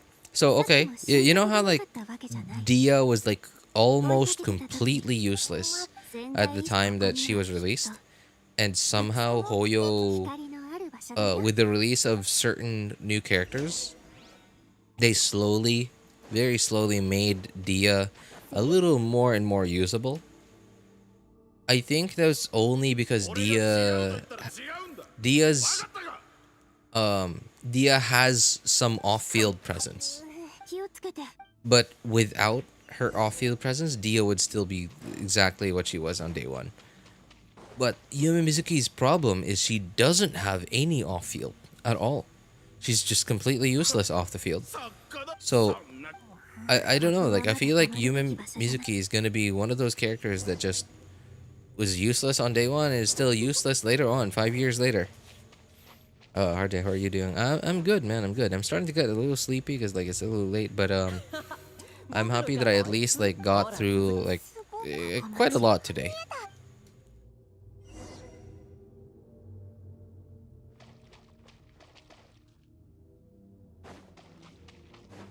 Might say I'm wrong, but Dia is the strongest standard 5-star for me. Well, now that I think about it, you know what? Actually, you know what? I have thought about that before. That has crossed my mind before, that Dia is actually, like, on 5-star, like, so we a couple, like, during Lantern Night? No. Somewhat recently. I don't even remember when it was. But somewhat recently, we got our very first 5-star picker, right, for Genshin anniversary. And I was looking at the list of 5 stars, and I couldn't, like, no matter how I thought about it, Dia was like the one that I wanted to pick every time. At least until C2. Because, like, yeah, C2 increases her skill duration, I believe. But the only reason why I didn't pick Dia on all my accounts was because my main account, Diluc, was, I believe, at C5? I'm not sure. Or was it C4? And I wanted my Diluc to get closer to being C6 on my first account, because I actually invested a lot into that Diluc, and I want to make him as strong as possible.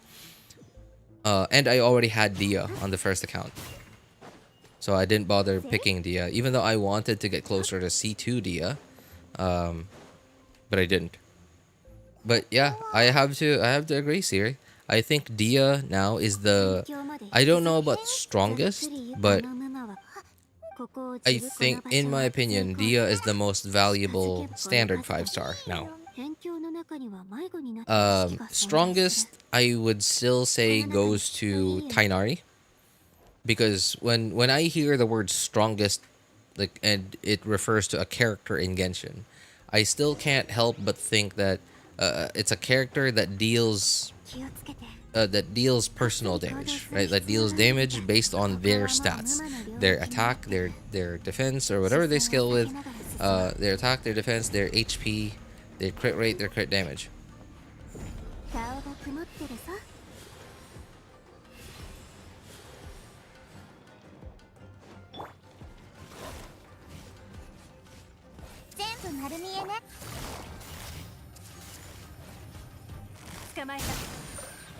糸よ到達せよ。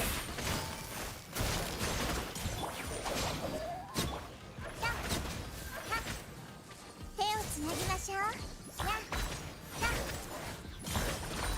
っほせやっ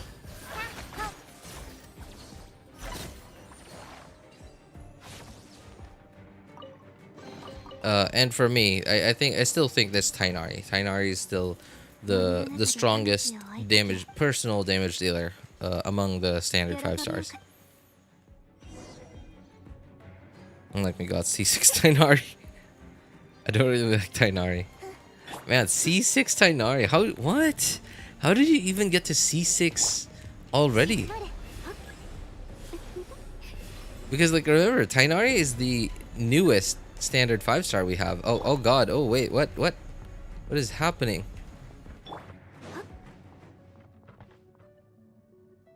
顔が曇ってるぞ。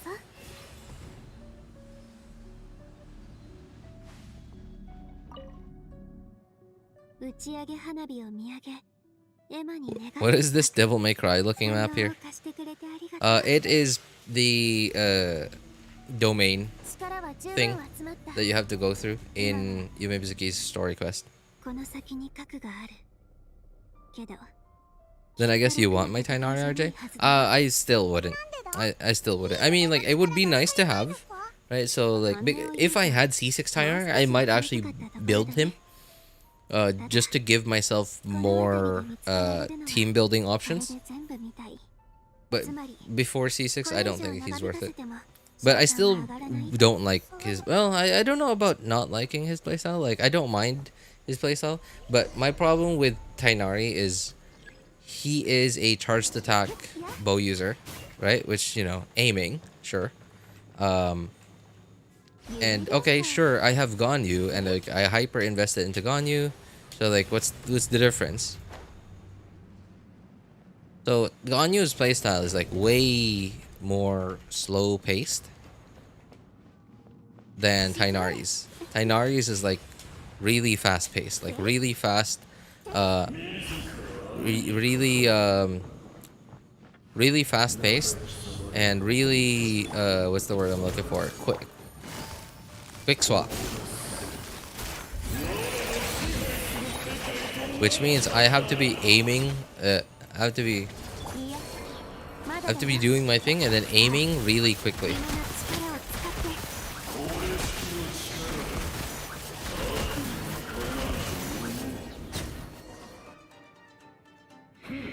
T6 Ganyu have her. Yeah. And you know, I still do not regret investing a lot into my Ganyu, because like it still makes me feel like a whale even today.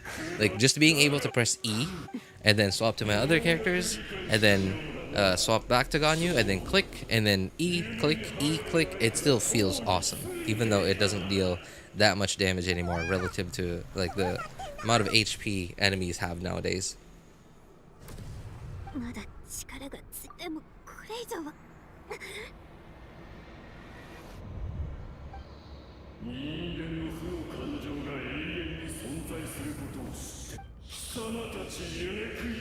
Every time I pray for 5-star weapons on a standard banner, I keep getting Tainari. 私が心理療法士を目 Oh wow. You somehow keep getting Tainari on the standard banner.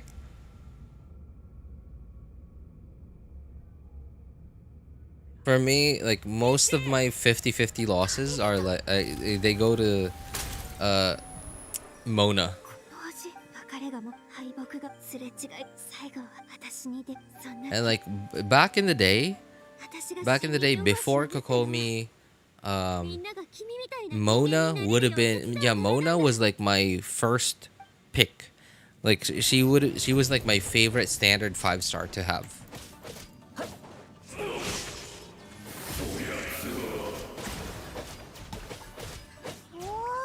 Like losing my 50-50 to Mona did not feel so bad at the time. 思いっきりその剣を But like when Kokomi, well, I don't have Kokomi, so like I was still happy. But then like I already had Mona, so getting more Mona constellations wasn't really something I wanted to happen. because Mona Constellations really didn't help her support capabilities at all.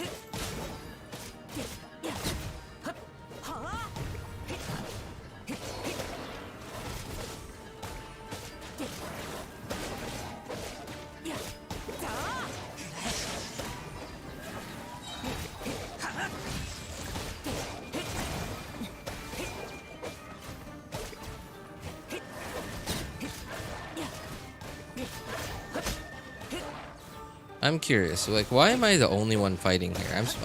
Aren't I supposed to be only helping? Isn't this supposed to be Mizuki's job?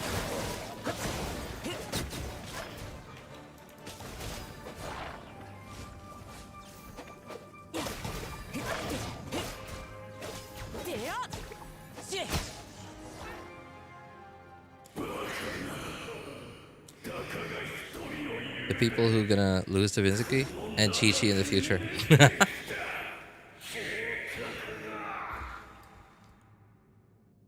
偽りの夢が壊れたら、あの被害者たちも元に君たちの助けがなかったら、これくらいわけまだ息があるのか? Worst thing about Mizuki is really she just doesn't do anything while on the field. Like she does, but what she does while on the field, you would get more from being on the field with some other character.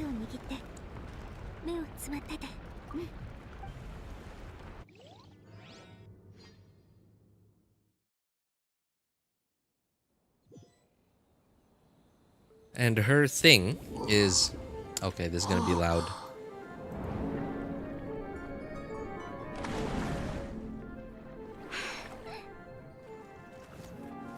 So her thing is that she's supposed to be the one on field, but she barely does anything while on field, and you can't even enable off field, like a lot of off fielders to do their thing when Mizuki is on the field, because you can't do normal attacks, you can't do charge attacks, you can't do anything. You just press E and you walk around.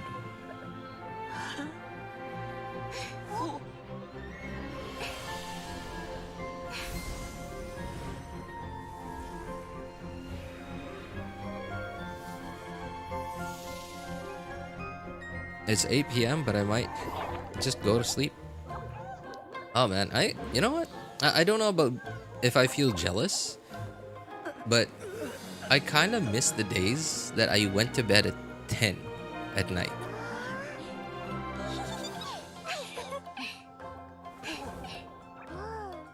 And like I would wake up at 8. I kind of miss those days, and I don't know if I would want to bring those days back, because like I'm fine with the way my life is now, like going to bed at 12, waking up at 9 or 10 in the morning. It's fine for me. I've never really been an early morning person. But I don't know. Maybe I'm just feeling nostalgia, I think.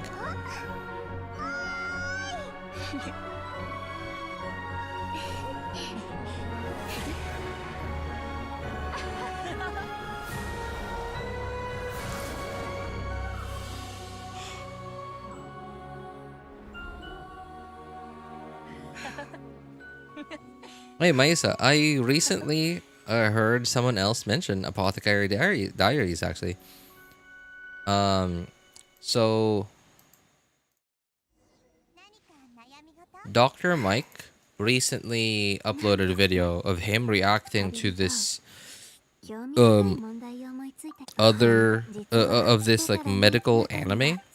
And the anime, it's got this like Doctor House vibes to it, where she's sort of like an investigative doctor. Like, I don't know whatever she is, but like, I scrolled down after I watched the video and I looked at all the comments. Like, so many of the comments like mentioned Apothecary Diaries.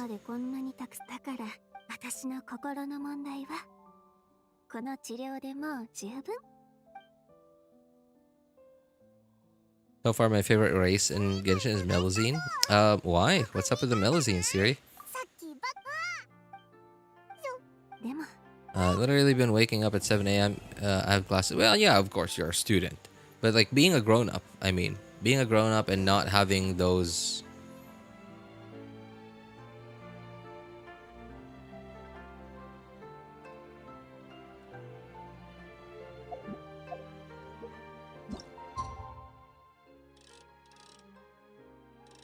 What was it again? 6. Okay.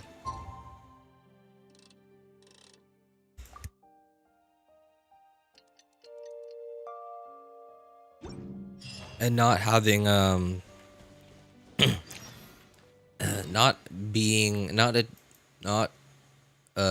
being forced to wake up at a certain time because you have school, you know. Okay guys, I have to go. All right. Hey, thanks for hanging out with us for a bit, Stevie. And thanks for some of the trivia, man. Take care, man.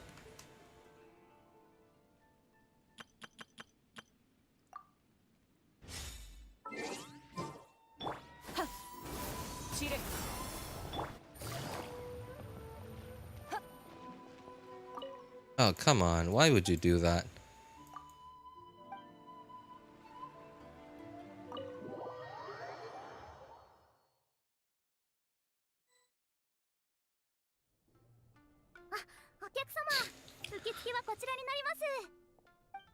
I will stop being a student starting from next month. Are you excited, Maisa? Or I'll be a corporate slave next. I mean, it sounds awful, but it really is where most people go. And now, you know, those specific words sound awful. Corporate slave, right? I hope you don't turn out to be miserable when you eventually go into that world.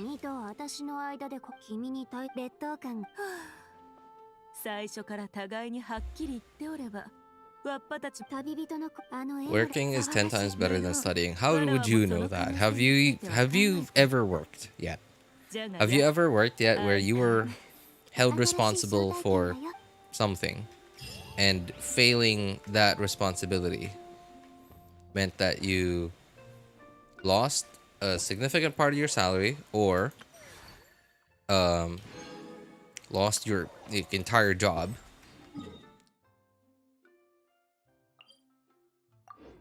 All right, so like I don't want to be a downer. I really don't want to be a downer, but just don't expect too much from, you know, just don't expect that working a day job is so much better than being a student.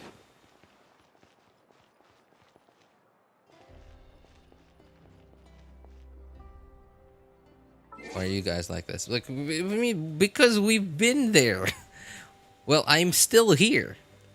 Right? We've been there. Well, I'm still here. And, like, it's not... Nowadays, when I think back to the days that I was a student, all I see are, like, beautiful memories. I still remember all the times that I had to study, even though I didn't want to. All the times that I did my assignments, I did my homework, made projects, got disappointed because I felt like I did my best there and they still turned out to be like awful, right? But to me, they were beautiful memories. And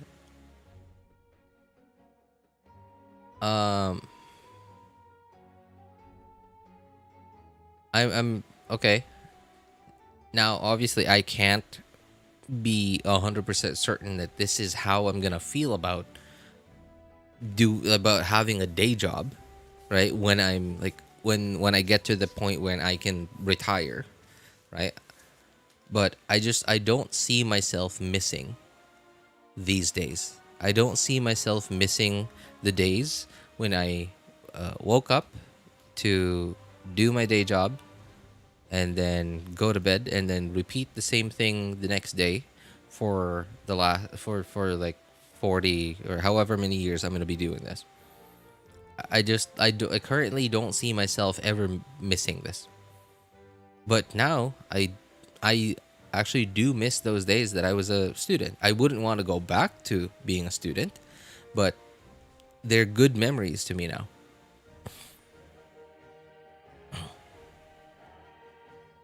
It's not gonna happen to everyone, right? Not everyone working a job is gonna be miserable. If you are one of the lucky ones that somehow managed to find a career that you are passionate about, and if you are lucky enough that you work with people that are not complete jerks, right? That's not very easy to do, but if you are one of the lucky few, then I would be greatly happy for you, and I'm hoping that you do turn out to be that happens to you. But yeah, just don't expect too much. Just don't expect too much, Maisa, because you never know who you're gonna meet, man. You never know who you're gonna meet.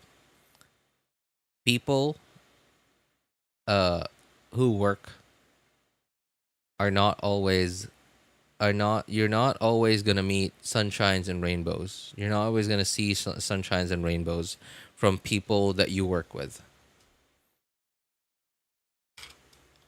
Not expecting much, I just want money. Yeah, but then like the price of that money will be this will okay. This is probably obvious to you. Obvious, right? This is very obvious to you.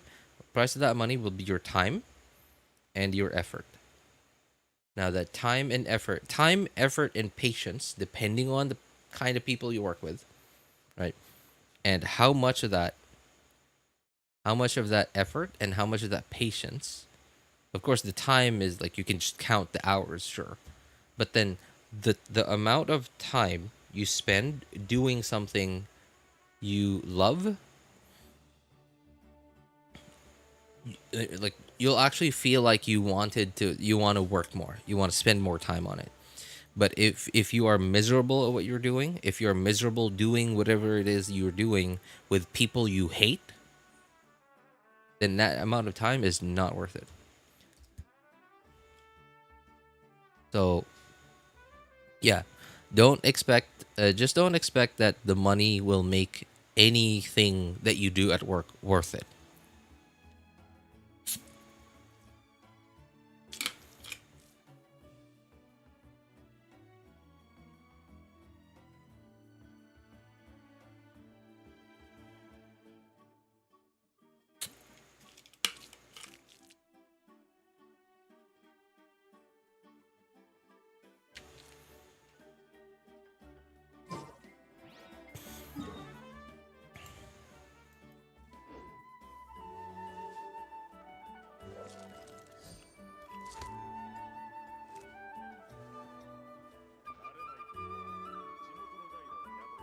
Love accounting, and I think I'll be having fun in that kind of job, or at least try to not make it as miserable. Yeah, but okay.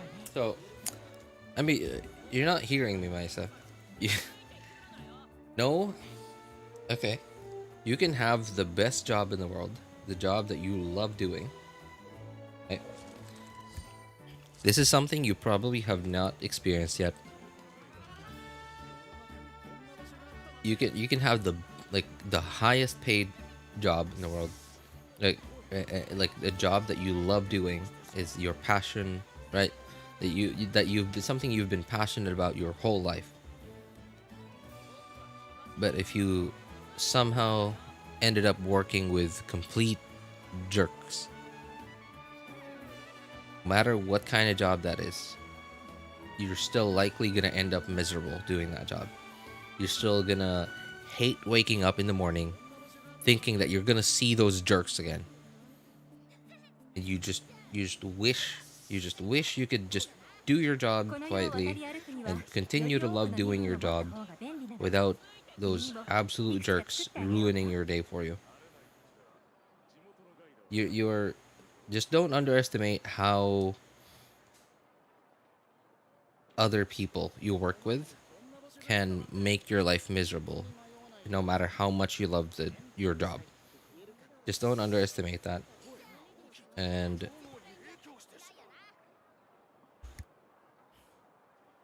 also, even if you you work a job that you are very passionate about, that you really like, and you work with people that are awesome and like really really great people that you're really good friends with. Don't underestimate burnout, right? I'm sure you feel that. I don't know if you even feel burnout in Genshin or like some other Hoyo game or whatever video games you play now. But doing something, anything, whether you hate it or you love it, it's the thing that you love doing the most in the world. Once you do it and you keep doing it even more and more and more and more, like I'm not talking about like you do it for a very long amount of time. I'm talking about doing more of it in a short amount of time. Like I'm talking about like, you know, like you like, okay man, I don't know if I'm explaining this right. The more of it that you do in the same amount of time, right? Like of course like that means a lot of work for the same amount of time. The more you the more you keep pushing yourself, the closer you get to the point where you are going to start to hate it.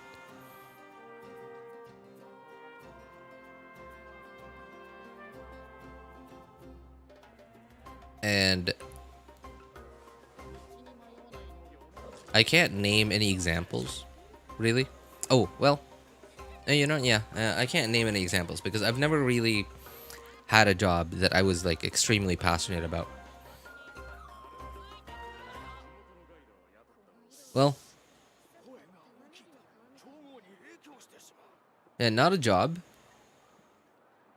Yeah, not a job, but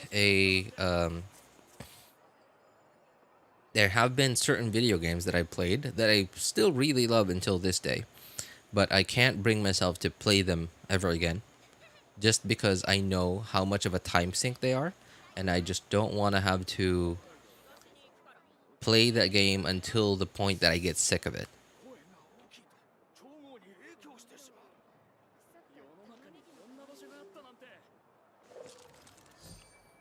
It's me with Genshin and CS:GO now. Hey, it's not CS:GO anymore. It's called CS2 now. But yeah, I get what you mean. Yeah. I guess yeah, those are two of the biggest the most common things that make people miserable at work is doing it too much and or just being unlucky and having to work with complete idiots.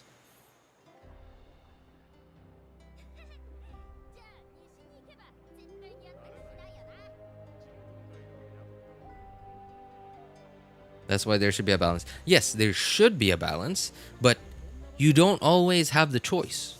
You don't always have the choice to balance things out. Because you're working, you are expected to meet deadlines and to complete tasks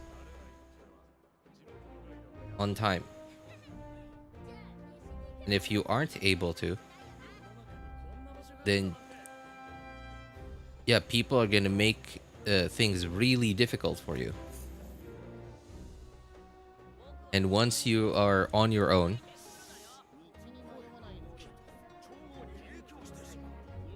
especially once you like, if you ever choose to like to move out, right? Once you ever choose to move out, you to rent your own place, you have your own expenses, you have you pay your own rent, you pay your own water, electricity, and other bills, right? Once you get to that point, that's when you're really stuck.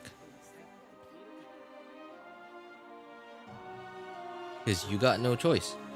You will have no choice. If you want to continue to live your like whatever life and or lifestyle you've got going, at some point, a couple of months, couple of years of continuing to have that lifestyle or life, you know, day-to-day life, day-to-day routines, people get comfortable with that, and it'll be so uncomfortable to have anything change. And having anything change means like suddenly having a significantly lesser amount of income, right? That forces you to change something.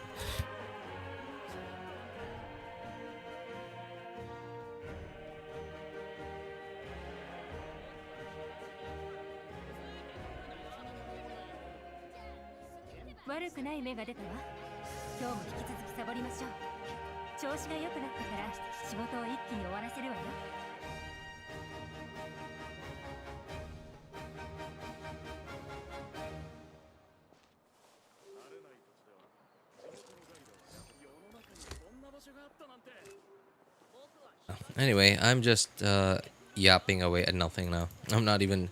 I don't have enough time to do the event again on my other accounts, and or Yumemizuki's story quest, my other accounts. So I guess that's gonna be it for me for today. Anyway, if you guys need any help building your characters' accounts or making a decision on which banners to pull for, feel free to join our Discord server. Links are in the description on all my videos, VODs, and streams, and in the pinned message in YouTube chat. If you want my personal opinion, you can ping me over there. My name is Elvis Einstein. Of course, you can ask for other people's opinions too. Thank you guys so much for coming by, hanging out, and being awesome people. Have a good day, good afternoon, good evening, and take care, everybody. Bye, everyone.